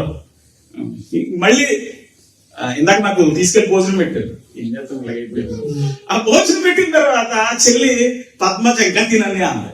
తింటానమ్మా అన్నాను. ఒక స్థాయి దాటిన తర్వాత ఇంకా తినం. దీని ఎకనామిక్స్ లో డిమాండ్ అంటారు కదా. డిమాండ్ ని బట్టి అక్కడ సప్లై ఉండాలి కదా. కానీ డిమాండ్ బట్టి సప్లై ఇవ్వరు. ఎందుకు ఇవ్వరు? ఎకనామిక్స్ లో ఉన్నది ఏంటో తెలుసా? అక్కడ డిమాండ్ ఎక్కువైతే నీ దగ్గర ఎక్కువ వసూలు చేస్తారు, రేటు పెంచుకుంటాడు. కావాల్సినంత సరుకుంది అనుకోండి. ఉదాహరణకి రూపాయికి ఒక యాపిల్ అని 10 యాపిల్స్ పెట్టామనుకోండి, కొనేస్తారు. కానీ ఎన్ని తింటాడు వాడు? 1 2 తింటాడు. ఆ తర్వాత మిగతా యాపిల్స్ అవతల పెడతాడు. అదే ఒక్క యాపిల్ వచ్చి ₹1,00,000 అన్నారు అనుకోండి, ఎవడో కొనకపోవచ్చు కానీ ఎవడో ఉంటాడు పులస చేప కొన్నట్టు. 25,000 కొంటారు పులస చేప. తినాలని ఆశ కొంటారు. ఆ కొని అది తిని అమ్మాయి అనుకుంటాడు. కానీ వాడు అమ్మాయి అనుకుంది ఏంటంటే కోరిక తీరు కాదు, ఎవడు తింద నేను తిన్నాను, వీడు ఎవడో కొనలేదు నేను కొన్నానన్న ఆనందం ఇంకెక్కువ ఉంటారు తిన్నదానికంటే కూడా. కానీ ఈ ఆకలి అంతా తీరుతుందండి. ఈ ఆకలి అంతా తీరుతుంది. ఒక రాత్రి కోసం లక్షలు ఖర్చు పెట్టేవాళ్ళు ఉన్నారు, కానీ అది తీరాక తన్ని అవతల పడేసేవాళ్ళు కూడా ఉన్నారు, చంపేసేవాళ్ళు కూడా ఉన్నారు. అన్ని ఆకలు తీరుతాయి. కానీ ప్రభు దయాలని రుచి చూసిన తర్వాత వచ్చే ఆకలి తీరత ఎక్కువ అవుతుంది, ఇంకా ఎక్కువ అయిపోతుంది. కొంచెం తెలిసి చదివాం కదా బైబిల్, 66 పుస్తకాలు అయిపోయి అవ్వదు. మళ్ళీ ఏకీలుగా లాగి చదువుతూ ఉంటాం. పోనీ ప్రసంగాలు విన్నాం కదా, ఆగదు. ఇంకా ఏంటి ఉంటుంది, ఇంకేముంటదే బాబు అక్షరాల్లో? లేదు, ఇంకేదో ఉంది, ఇంకేదో ఉంది. ఇది తీరని ఆకలి. ఇదే యేసు మాట్లాడుతున్నాడు. నీతి కొరకు ఆకలి తప్పికలంటే ఇది తీరే ఆకలి కాదు. ఇక్కడ 119వ కీర్తన అంత వాక్యం గురించి. 131 చరణాలు ఏమంటాడంటే, నీ ఆజ్ఞల వల్లైనా అధిక వాంఛ చేత నేను నోరు తెరిచి ఒగర్చుచున్నాను అన్నాడు. నోరు తెరిచి ఒగర్చడం అనేది ఏ భాష చెప్పమంటారు మీకు? నోరు తెరిచి ఒగర్చే మనిషిని చూసారా మీరు ఎక్కడైనా? అని మనిషిని చూసారా? కుక్కలు చేత అయిపోయింది కదా. అంటే ఏ భాష మాట్లాడుతున్నాడు ఇక్కడ? జంతు భాష మాట్లాడుతున్నాడు. యావయ్యా దావీదు, ఎంత నీకు ఆశ ఉంటే మాత్రం ఒగర్చుచున్నానని కుక్కల భాషని, ఆ జంతువుల భాష మాట్లాడతాడు ఆయన. అంటే ఇక్కడ ఏమని అర్థం చేసుకోవాలంటే, ఈ కీర్తనాకారుడికి ఒక అనుభవం ఉంది. అప్పుడున్న వాళ్ళందరికీ ఒక అనుభవం ఉంది. మీరు ఎప్పుడైనా యానిమల్ ప్లానెట్ చూసారో లేదో నాకు తెలియదు. ఒక లేడీని సమూహం వేటాడుతూ ఉంటుంది. వేటాడుతున్నప్పుడు ఇది చచ్చిపోతానేమోనని, దానికి దొరికిపోతానేమోనని రెట్టింపు స్పీడ్తో పరిగెడుతుంది. అదేమో ఈ దొరికితే నాకు మంచి బిర్యానీ దొరుకుతుంది అనుకుని, అంటే ఒకే బిర్యానీ భాష వాడాలి, అది ఏది వండుకుంది ఎంతో దొరికి తినేస్తుంది. కానీ అది ఎందుకు పరిగెత్తిస్తుంది అంటే, మనం వండుకుంటే వేడెక్కుతుంది కదా, అది పరిగెత్తితే వేడెక్కుతుంది. పరిగెత్తింది అనుకోండి దాని మాంసం లూజ్ అవుతుంది. పరిగెత్తింది అనుకోండి దాంట్లో కొవ్వు కరుగుతుంది. పరిగెత్తింది అనుకోండి దాని రుచి పెరుగుతుంది. అందుకని ఈ జంతువు ఏం చేస్తుంది అంటే వెంటనే తిందాం, ఎదురుంటే దాన్ని తొలుపుతుంది, దాన్ని ఆట పట్టిస్తుంది, దాన్ని పరిగెత్తిస్తుంది. అది ఎక్కువ భయపడాలి, ఎక్కువ పరిగెత్తాలి. కానీ ఇదేంటంటే నేను చచ్చిపోతానేమో, నేను దొరికితే చచ్చిపోతానేమో అని అది పరిగెడుతూ దాహం చేత ఓగురుస్తుంది. దాహం చేత ఓగిర్చి దాని దాహం తీరకపోతే, అది దాహం తీరకపోతే ఏమవుతుంది, అలసిపోయి దానికి దొరికిపోతుంది. కాబట్టి ఆకలికి దొరకకుండా పరిగెడుతుంది. దీన్ని కీర్తనకారుడు దేనికి పోల్చుతున్నాడంటే, అది చచ్చిపోతానేమోనన్న ఆశతో ఎలా ఊర్చుతూ పరిగెడుతుందో, నీ మాటలు దొరకపోతే నేను ఏమైపోతానని నేను నీ మాటల కొరకు పరిగెడుతున్నాను ప్రభు అంటున్నాడు. హల్లెలూయా. ఇది ఉందా మీకు? ఈ ఆశ ఉందా? నీ ఆజ్ఞల వల్లైనా అధిక వాంఛ చేత యేసు ప్రభు మాట్లాడుతుంది. ఈ వాంఛ అధికమైన ఆకలి. 119వ కీర్తన 40వ చరణం.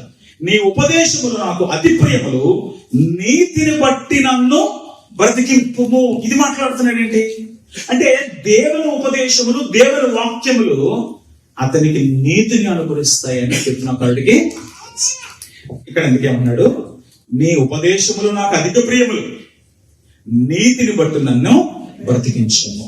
అంటే నేను నీతిమంతుడు కావాలి, నేను నీతిని పొందుకోవాలి, నీతి కొరకు నేను తాపత్రయపడుతున్నాను, దాహం పొందుతున్నాను. దీన్ని పౌలు గారు కూడా తన యొక్క చరిత్రలో చెప్పుకొచ్చాడు. ఫిలిప్పీ పత్రిక 3వ అధ్యాయంలో నేను గురి ఎత్తుకే పరిగెడుతున్నాను.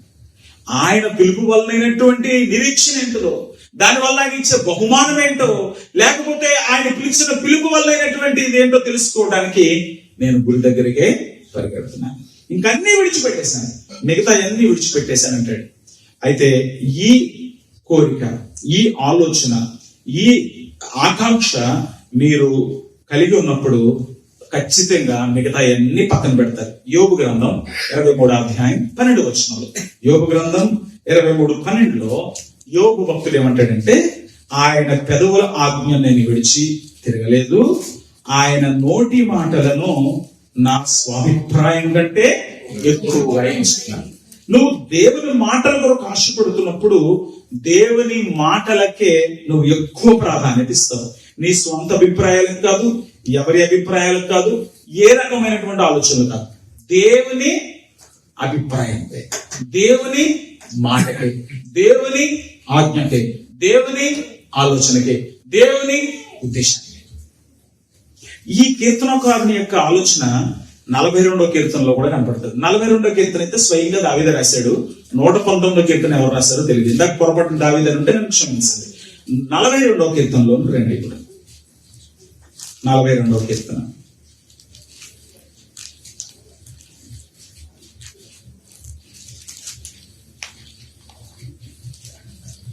చదువు.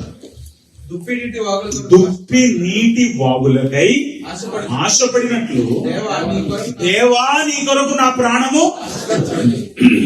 యేసు ప్రభు ఈ ఆకలి గురించి మాట్లాడుతున్నాడు. పైన దుప్పి నీటి వాగుల కొరకు ఆశపడినట్లు.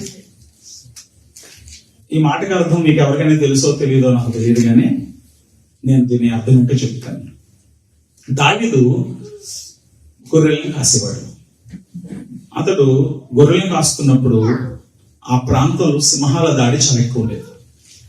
ఎందుకంటే యోగాయ అరణ్యం సింహాలకు ప్రసిద్ధిగాంచింది. మీకు సంసోను సింహాన్ని చంపాడు అని చూస్తాం. దావీదు సింహం నోటి నుండి, ఎలుగుబంటి నోటి నుండి గొర్రెల్ని తప్పించాను అని చెప్తాడు. సింహాల దాడి చాలా ఎక్కువగా ఉంటుండేది ఆ ప్రాంతాల్లో. అయితే దావీదు చూస్తున్నాడు, దుప్పి నీటి వాగుల కొరకు ఎందుకు ఆశపడుతుందో.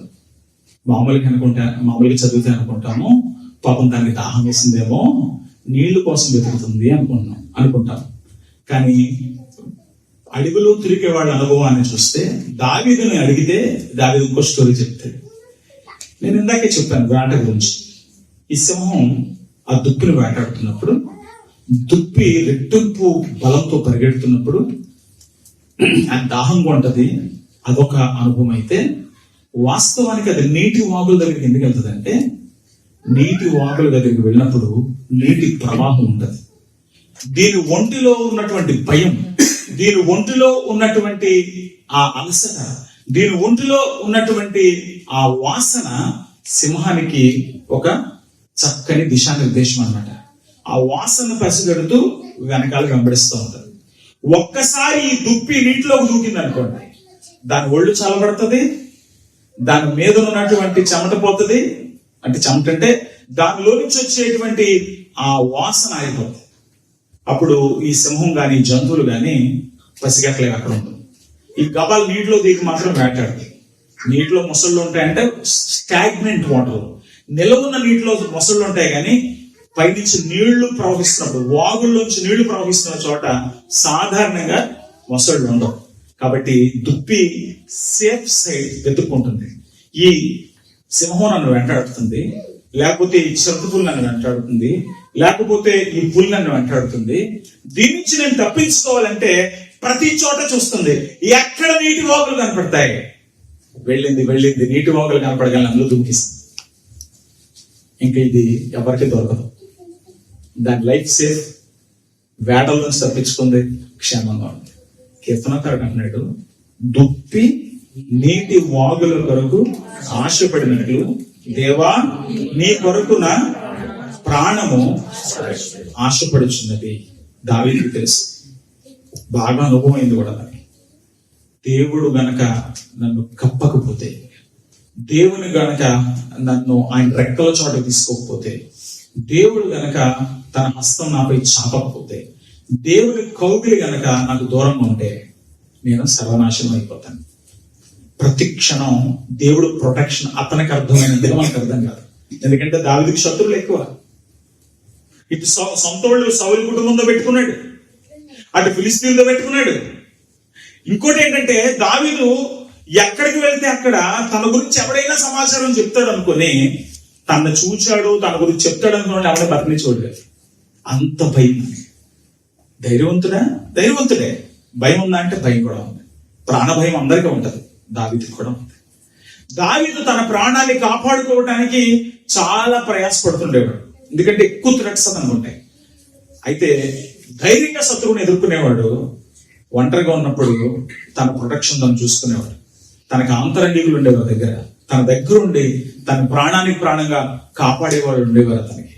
కానీ అతడు ఏమంటున్నాడంటే, దుప్పి నీటి వాగుల కొరకు ఆశపడినట్లు దేవా నీ కొరకు ఆశపడుతున్నా. ఇంకా చదవండి. దేవుని కొరకు తృష్ణగొనుచున్నది, జీవము గల దేవుని కొరకు తృష్ణగొనుచున్నది. దేవుని సన్నిధికి నేను ఎప్పుడు వచ్చేదను, ఆయన సన్నిధి నేను ఎప్పుడు కనబడేదను. ఈ దేవుడు ఏమాయనని వారిని, దేవుని సన్నిధికి ఎప్పుడు వెళ్తాను, దేవుని సన్నిధిలో ఎప్పుడు కూర్చుంటాను, దేవుని పాదాల చెంత ఎప్పుడు కూర్చుంటాను. ఏమయ్యా దావీదు, నీకు బోళ్ళని భార్యలు కదా, వాళ్ళ పక్కలేసి పడుకుంటానని ఆలోచించేవాళ్ళు. దావీదు, నీకు బోళ్ళంత మంది సేవకులు కదా, ఎవడొకరితో సేవ చేయించుకుంటానని హ్యాపీగా తిరగచ్చు కదా. దావీదు, నీకు బోళ్ళని ప్రాంతాల్లో అధికారం ఉంది కదా, రకరకాల ఫుడ్ ఎంజాయ్ చేయొచ్చు కదా. దావీదు, నీకు చాలా వీరత్వం ఉంది కదా, ఎక్కడొకక్కడ ఎవడో కొన్ని లేపేసి హ్యాపీగా ఫైటింగ్ లో కూడా ఎంజాయ్ చేయొచ్చు కదా.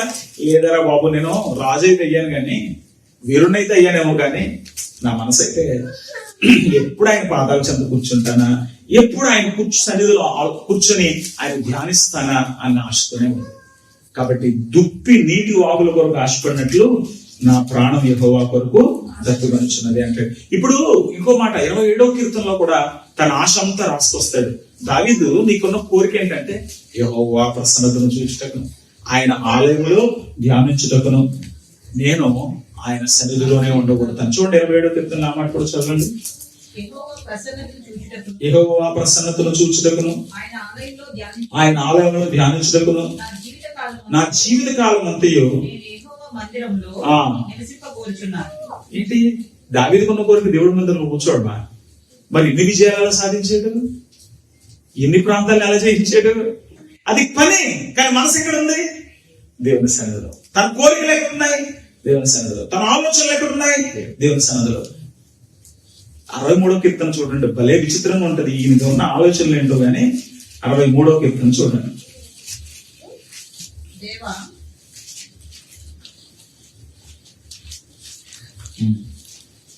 4వ చరణం. నా మనసు నా మనసు మీద నేను జ్ఞాపకం చేసుకొని రాత్రి జాముల యందు నిన్ను ధ్యానించినప్పుడు క్రొవ్వు మెదడు నాకు దొరికినట్లు నా ప్రాణము తృప్తి పొందుచున్నది. కమ్మనైన భోజనం తింటే ఎంత బాగుంటుందో అంత బాగుంటుందంట.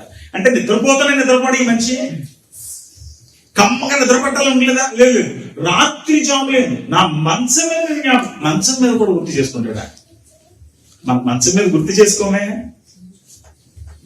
రీల్స్ చూసుకుంటూ పడుకుంటామే, మంచం మీద గుర్తు చేసుకోమే, ఎవరో ఒకరితో మాట్లాడుతూ పడుకుంటామే, ఏదో ఒక సాంగ్ వింటూ పడుకుంటామే, ఏదో ఒక మూవీ చూస్తూ పడుకుంటామే, ఇంకేదో చేస్తాం కదా. దావీదు గారు మహారాజు, కానీ ఆయన మంచం మీద ఈ ఆలోచన చూడండి.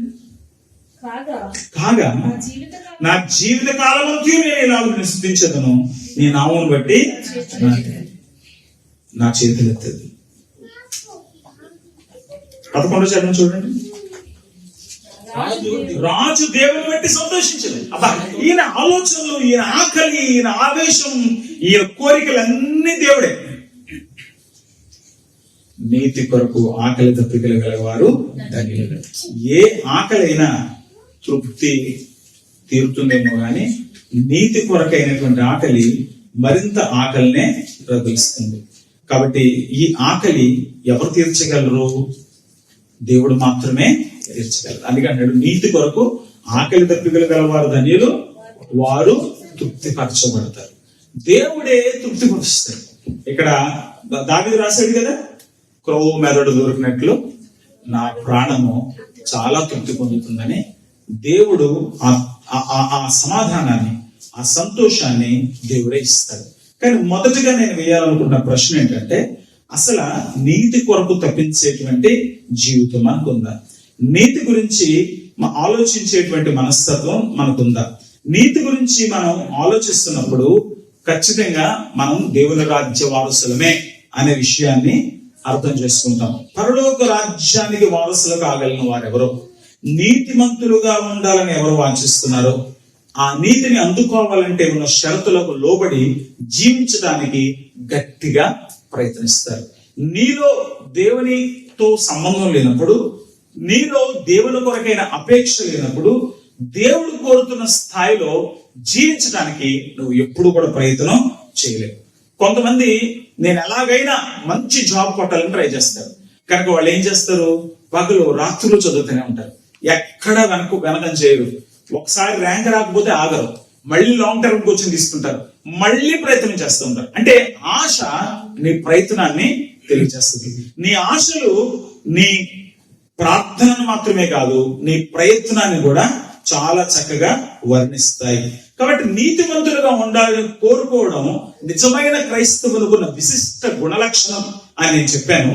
అయితే నీతిని అత్యున్నతమైనటువంటి ఆవశ్యకతగా గుర్తించావా లేదా అనేదే నీ ఆకలిని డిఫైన్ చేస్తుంది. ఎంత ఉన్నతమైనటువంటి కోరిక కదా దాని గురించి నువ్వు ఆలోచన చేస్తున్నావు. నాకు ఇది తప్ప ఇంకేమీ అక్కర్లేదు, నాకు ఇది కావాలి అనేది నువ్వు గుర్తించినప్పుడు దాని కొరకు ఖచ్చితంగా నువ్వు దేవుని స్థాయిలో బ్రతకడానికి ప్రయత్నం చేస్తావు. మారు మనసు పొందిన విశ్వాసులో ఆ కోరికలు ఉన్నత విలువల నియంత్రణలో పరసంబంధమైన పరిపాలనలో ఉంటాయి. నేనేం కోరుకోవాలో, నేనేం నిర్ణయం తీసుకోవాలో, నేను ఎటు వెళ్ళాలో, నేనేం చేయాలనేది ఇప్పుడు దేన్ని బట్టి చూసుకుంటామంటే, నేను నీతిని కోల్పోతానా, నేను నీతిని కలిగి ఉంటానా, నేను దేవుని సాన్నిహిత్యాన్ని ఎక్కడైనా మిస్ అవుతానా అనేటువంటి ఆలోచనలోనే అదంతా ఉండదు. కానీ వేరే విధంగా ఉండదు.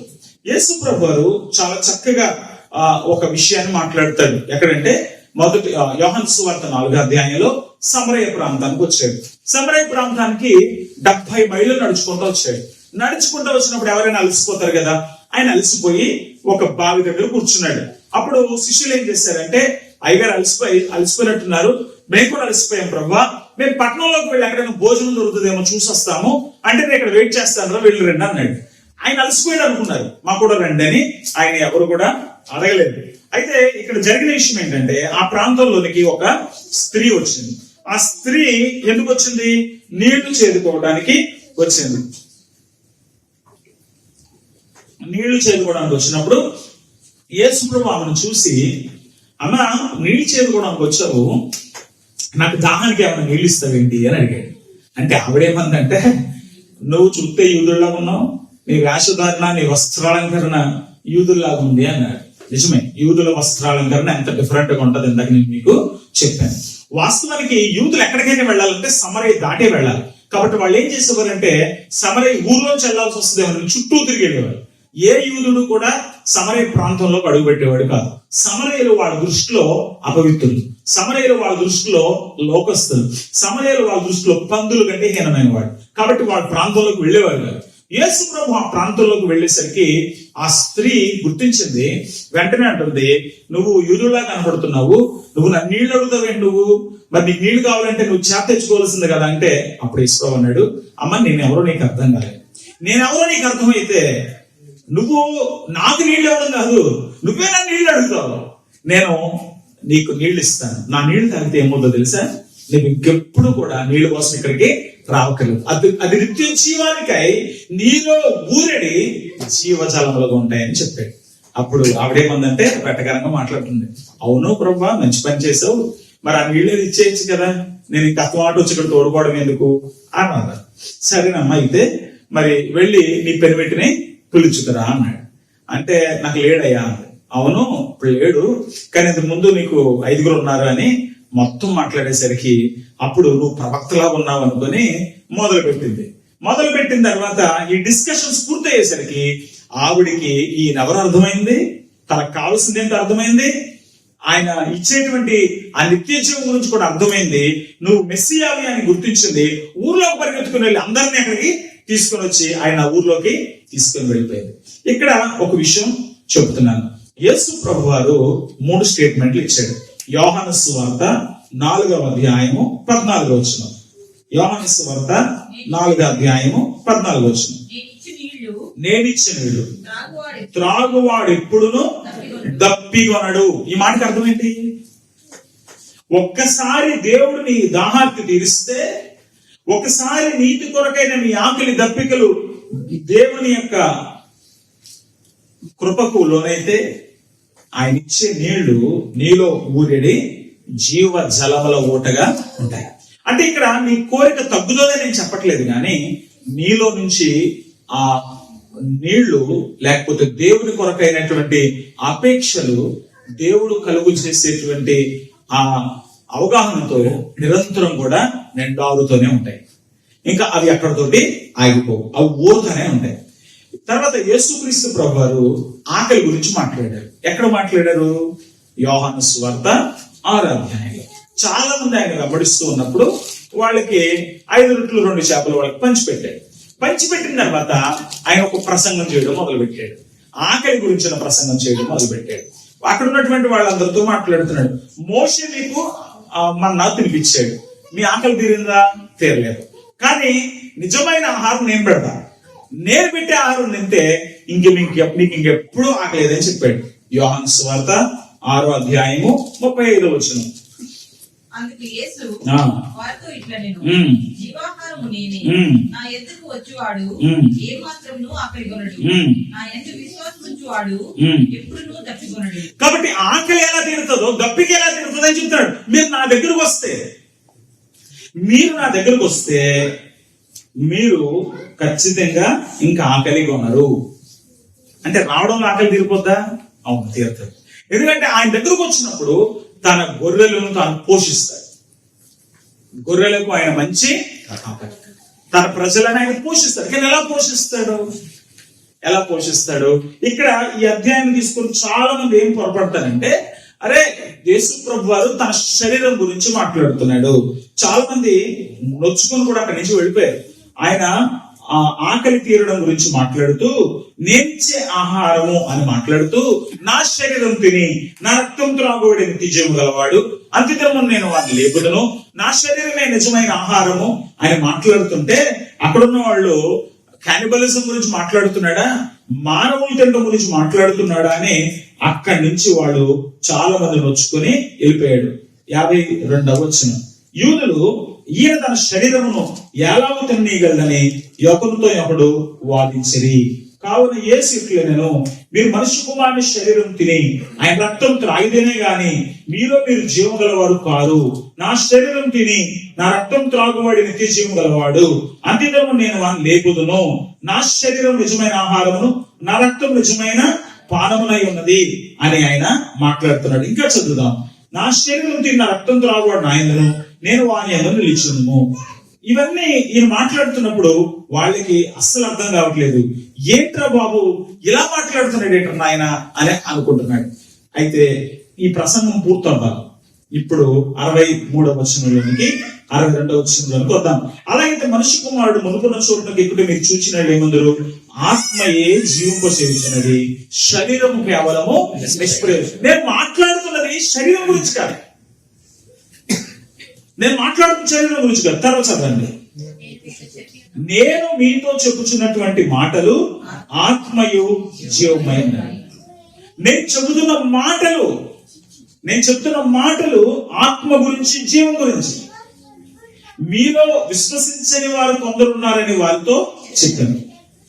విశ్వాసం గురించి మాట్లాడుతున్నాడు, తినటం గురించి మాట్లాడడం లేదు. రోమపత్రి 14వ అధ్యాయం ఉంటాడంటే దేవుని రాజ్యం పొందుచునము పానం కాస్తం, నీతియు సమాధానమును పరిశుద్ధాత్మ యందలి ఆనందం. దేవుడు నీ ఆకలి ఎలా తీరుస్తాడు? దేవుడు నీ దప్పికినట్లు తీరుస్తాడు. నీ దప్పికను తీర్చాలంటే, నీ ఆకలిని తీర్చాలంటే ఆయన మాటలను నువ్వు ధ్యానించడం మొదలు పెట్టాలి. ఇక్కడ చెబుతున్నది అదే. నేను చెబుతున్న మాటలు, నా మాటలు ఆత్మయు జీవమైనవి. ఆయన మాటలను గురించి ఆయన మాట్లాడుతున్నాడు, ఆయన వాక్ గురించి మాట్లాడుతున్నాడు, ఆయన చెప్పే దైవికమైనటువంటి విషయాల గురించి ఆయన మాట్లాడుతున్నాడు. ఇవి చాలా మందికి అర్థం కాదు. ఎందుకంటే తిండి గురించి ఆలోచించేవాడికి ఆత్మకు సంబంధమైన విషయాలు ఎలా అర్థమవుతాయి? రొట్టె గురించి వచ్చినటువంటి వాడికి నిత్య జీవం గురించి ఎలా అర్థమవుతుంది? ఓ పూట కూటికి దొరికితే చాలు అనుకున్నటువంటి వాడికి పరలోక రాజ్యం గురించి ఎలా అర్థమవుతుంది? అర్థం కాలేదు. కానీ నీకు పరలోక రాజ్యం గురించి అర్థమైతే ఆయన మాటల కొరకైనటువంటి దప్పిక, కీర్తనకారుడు ఎలా ఉగురుస్తున్నాడు, కీర్తనకారుడు ఎలా వాంఛిస్తున్నాడు, కీర్తనకారుడు ఎలా ఆశపడుతున్నాడు, అలా దేవుని వాక్యం కొరకైనటువంటి అపేక్ష నీ హృదయంలోంచి బయలుదేరుతుంది. దేవుని వాక్యం నీ జీవితాన్ని తృప్తిపరుస్తుంది. దేవుని యొక్క దేవుడిచ్చేటువంటి ఆ నిత్య జీవం నీలో ఊరటం మొదలు పెడుతుంది. దేవుడిచ్చేటువంటి పరిశుద్ధాత్మ దేవుడు నిన్ను తృప్తికరమైనటువంటి జీవితంలో నడిపిస్తాడు. యోహాను సువార్త 7వ అధ్యాయం 38వ వచనంలో యేసు ప్రభువారు అంటాడు, చదవండి ఒకసారి. 7వ అధ్యాయం 37 నుంచి చదవండి. ఆ పండుగలో మహాదినమైన అంత్యదినమున యేసు నిలిచి, ఎవడైనా తప్పికొన్న ఎడల నా యొద్దకు వచ్చి దప్పి తీర్చుకోండి. నా యందు విశ్వాసం ఉంచి వాడెవడు. చూడు, దప్పికి తీర్చుకోవాలంటే ఏం మాట్లాడుతున్నాడు ఇక్కడ? తాగండి అంటలేదు, విశ్వాసం గురించి మాట్లాడుతున్నాడు. తాగడం అంటే ఏంటో వాళ్ళు భౌతికంగా తాగేయడం అనుకుంటున్నారు. విశ్వాసం ఉంచడం. సో విశ్వాసం ఉంచిన ఎడల నా యందు విశ్వాసం ఉంచి వాడు, లేఖనము చెప్పినట్లు వాని కడుపులో నుండి జీవ జల నదులు పారుతాయి. సో దాహం దేని గురించి? ఏ దాహం గురించిది? ఏ దాహం గురించిది? యేసు ప్రభు ఇచ్చేటువంటి నీతి, యేసు ప్రభు ఇచ్చేటువంటి పాపక్షమాపణ, యేసు ప్రభు ద్వారా లభించేటువంటి దైవానుగ్రహం గురించింది. దీని గురించి ఆయన మాట్లాడుతున్నాడు. కాబట్టి ఇది కనుక మీకు కోరుకుంటే, ఇలా కనుక మీరు నా దగ్గరకు వస్తే, లేఖనం చెప్పినట్లు మీలో నుండి జీవ జలనదులు పారుతాయి. జీవ జలనదులు అంటే ఏంటి? ఆయనే చెప్పుకొచ్చాడు. అంటే యేసు ప్రభు చెప్పలేదు, కానీ కామెంటరీ నేను రాశాడు యోహాను. ఏమంటున్నాడు ఆయన? తన యందు విశ్వాసం ఉంచి వారు పొందబో ఆత్మల గురించి ఆయన ఏ మాట సెలవిచ్చాడు. దేవుడు తన యందు విశ్వాసం ఉంచి వారికి ఇవ్వబోయే ఆత్మ గురించి ఆయన చెప్తున్నాడు. అంటే ఆత్మ నీ జీవితంలోకి వచ్చినప్పుడు ఆ ఆత్మ నీలో ఉండి నిత్య జీవం కొరకై నీలో దేవుని కొరకైన వాంఛలు అధిగం చేస్తూ అది తీర్చబడేటట్టుగా నేను అటువైపు నడిపిస్తూ ఆయన నువ్వు సేద తీరడానికి, నువ్వు సంతోషించడానికి, ప్రభు రాజ్యాన్ని స్వతంత్రించుకోవడానికి పరిశుద్ధాత్మ దేవుడు సహాయం చేస్తాడు. కాబట్టి ఎలా దప్పి తీర్చబడుతుందంటే యేసుప్రభు బోధలోనే 3 మాటలు కనబడుతున్నాయి. ఆయన చెప్పిన సువార్త యోహాను సువార్త 4వ అధ్యాయం 14వ వచనంలో కనబడుతుంది. ఆయన చెబుతున్న బోధ 6వ అధ్యాయం 35వ వచనంలో కనబడుతుంది. ఆయన అనుగ్రహించే ఆత్మ 7వ అధ్యాయము 38వ వచనంలో కనపడుతుంది. జీవ జల నదులు పారును. 10వ అధ్యాయం యోహాను సువార్త 10వ వచనం ఒకసారి చూడండి. యోహాను సువార్త 10వ అధ్యాయం 10వ వచనం. హత్యను, ఆ. నాశనమును చేయుటకు వచ్చును గాని ఆ. వాడు దేనికిని రాడు. రాడు. గొర్రెలకు జీవము కలుగుటకును అది సమృద్ధిగా కలుగుటకును నేను వచ్చిందని మీతో నిశ్చయముగా చెప్తున్నా. దేవుడు సమృద్ధిగా ఇస్తాడు.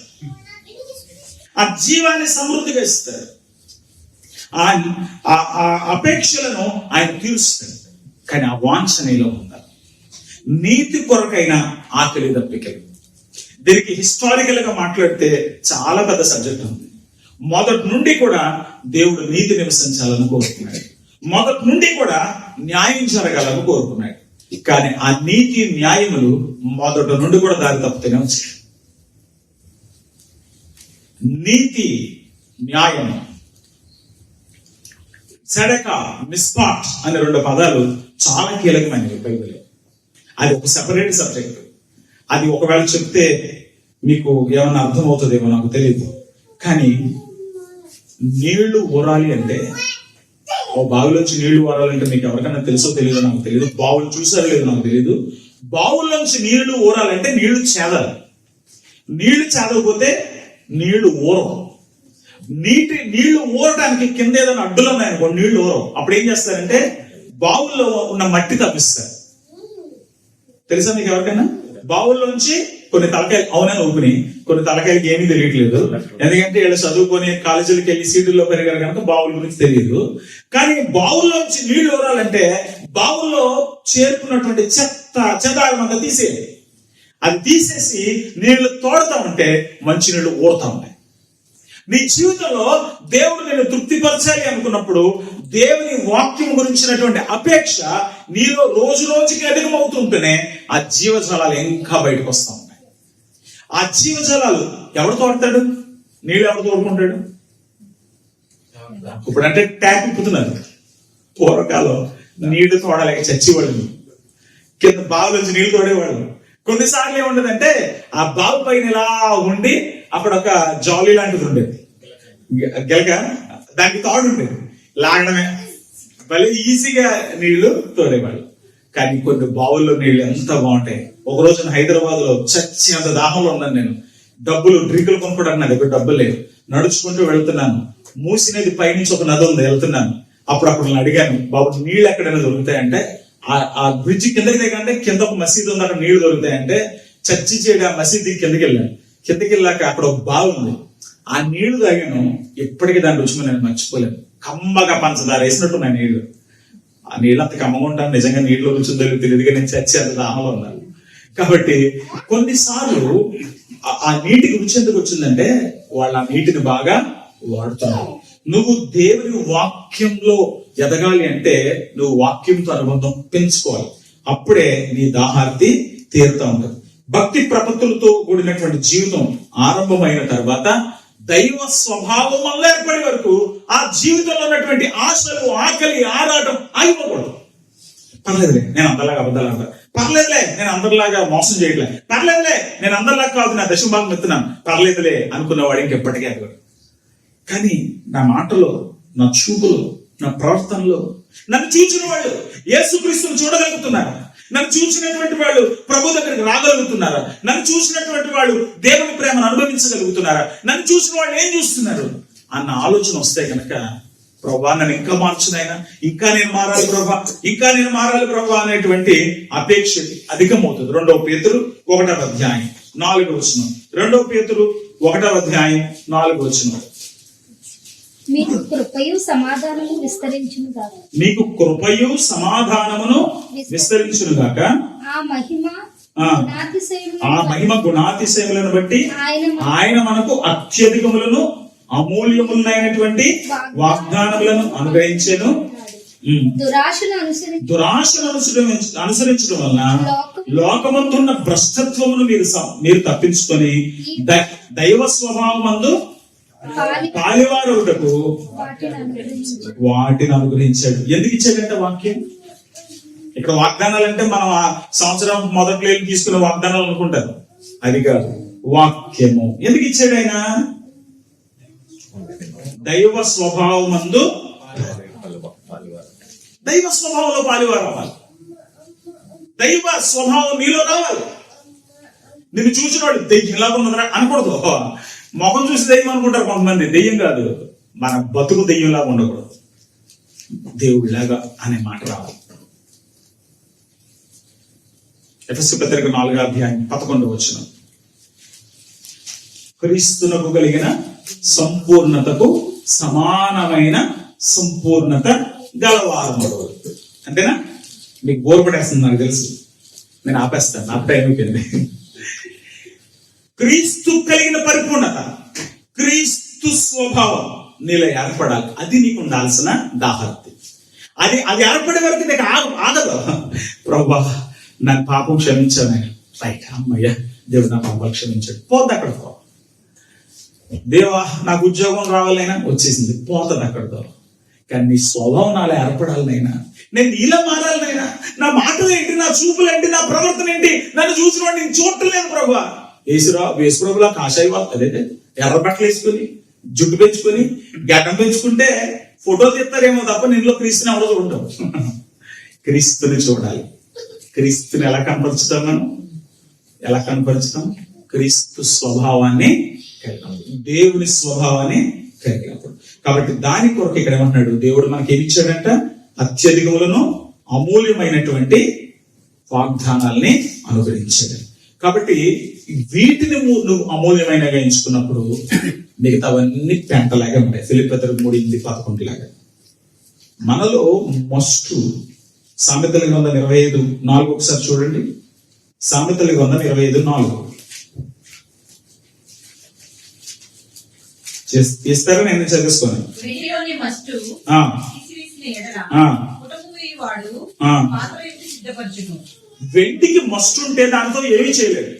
కానీ ఆ మస్టు తీసేస్తే దానిని ఆయన ఒక ఏమంటారు దాన్ని, ఆ కంసాలి దానితో ఏదైనా చేయగలరు. నిన్ను నన్ను దేవుడు క్రీస్తు స్వరూపులోనికి మార్చాలంటే మనలో ఉన్నటువంటి మస్టు అంతా తీసేయాలి, మనలో ఉన్నటువంటి భ్రష్టత్వాన్ని అంతా తీసేయాలి. యెషయా గ్రంథం 1:25.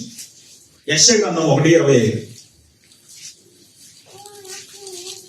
నా హస్తము నీ మీద పెట్టి క్షారము వేసి నీ మస్టును నిర్మలము చేసి నీలో కలిపిన సగరం అంతయు తీసివేసేదను. మొదట నుండినట్లు నీకు న్యాయాధిపతులను మరలా ఇచ్చేదను. ఆదిలో నుండినట్లు నీకు ఆలోచన కర్తలను మరలా నియమించేదను. అప్పుడు నీతి గల పట్టణమనియు నమ్మకమైన నగరమనియు నీకు పేరు పెట్టబడుతుంది. దేవుడు ఏ మస్తు గురించి మాట్లాడుతున్నాడు? వెండిలో ఉన్న మస్తు అంటే ఏ మస్తు? అది అక్కడ ఉన్నటువంటి ఆ వ్యక్తిగత జీవితాలు. సో ఆ మస్తును తీసేసినప్పుడు వాళ్ళు నీతిమంతులు అవుతారు. ఏ మస్తు నీలో ఉండిపోయి దేవుడు అనుగ్రహించిన నీతిలోనికి నువ్వు వెళ్ళలేకపోతున్నావో దాన్ని ఒకసారి గుర్తించు. ఏది ప్రభు కొరకు జీవించాలనే ఆరాటాన్ని నీలో తగ్గించేస్తుందో గమనించు. ఏ అడ్డుకట్టలు నిన్ను దేవుల్లో ఎదగకుండా ఆపిస్తున్నాయో ఆలోచన చేసుకో. వాటన్నిటినీ కూడా నువ్వు తీసేసుకోలేక తీసేమని దేవుడిని అడుగు. తప్పనిసరిగా నిన్ను ఆయన పవిత్రపరుస్తాడు, పరిశుద్ధపరుస్తాడు. దేవుని కొరకు నీ వాంఛ దేవుని స్వభావాన్ని ధరించుకునే వరకు ఆగదు. క్రీస్తే నీకు సర్వస్వం అయిపోవాలి. కొలసి పత్రిక 3:11. కొలసి పత్రిక 3:11.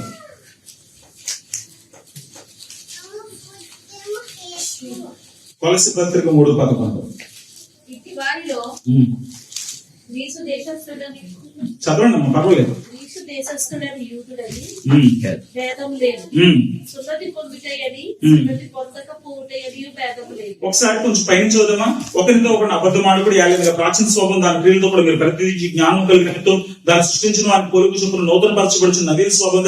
ఏంటి నవీన స్వభావం? ఇది చెప్తూ లాస్ట్ కి ఏమొచ్చాడంటే క్రీస్తే సర్వమును అందరిలో ఉన్నవాడు. క్రీస్తే నీకు సర్వస్వం అయిపోవాలి. సర్వము క్రీస్తు స్వాధీనం అయిపోవాలి. 73వ కీర్తన 25-26 చరణాలు కీర్తనకారుడు ఏమంటాడంటే ఆకాశమందు నువ్వు తప్ప నాకు ఎవరున్నారు ప్రభు, నువ్వు నాకుండగా లోకంలోనేది ఏది అక్కర్లేదు ప్రభు. నా శరీరము నా హృదయము క్షీణించిపోయినను దేవుడు నిత్యము నా హృదయమునకు ఆశ్చర్యదూరకమై అన్నాడు. ఇది గుర్తించాలి. నాకు ఈయన అవసరం, నాకు ఈయన సహవాసం అవసరం, నాకు ఈయన స్వభావం అవసరం, నాకు ఆయన నీతి అవసరం, నేను ఆయనలో ఎదగడం అవసరం, నాకు ఆయన కావాలి అనుకున్నప్పుడు అది చచ్చే వరకు పోదు. నీతి కొరకు ఆకలి దప్పికలు ఇది నాకు పూర్తవుతుంది, సగంలో వచ్చాను.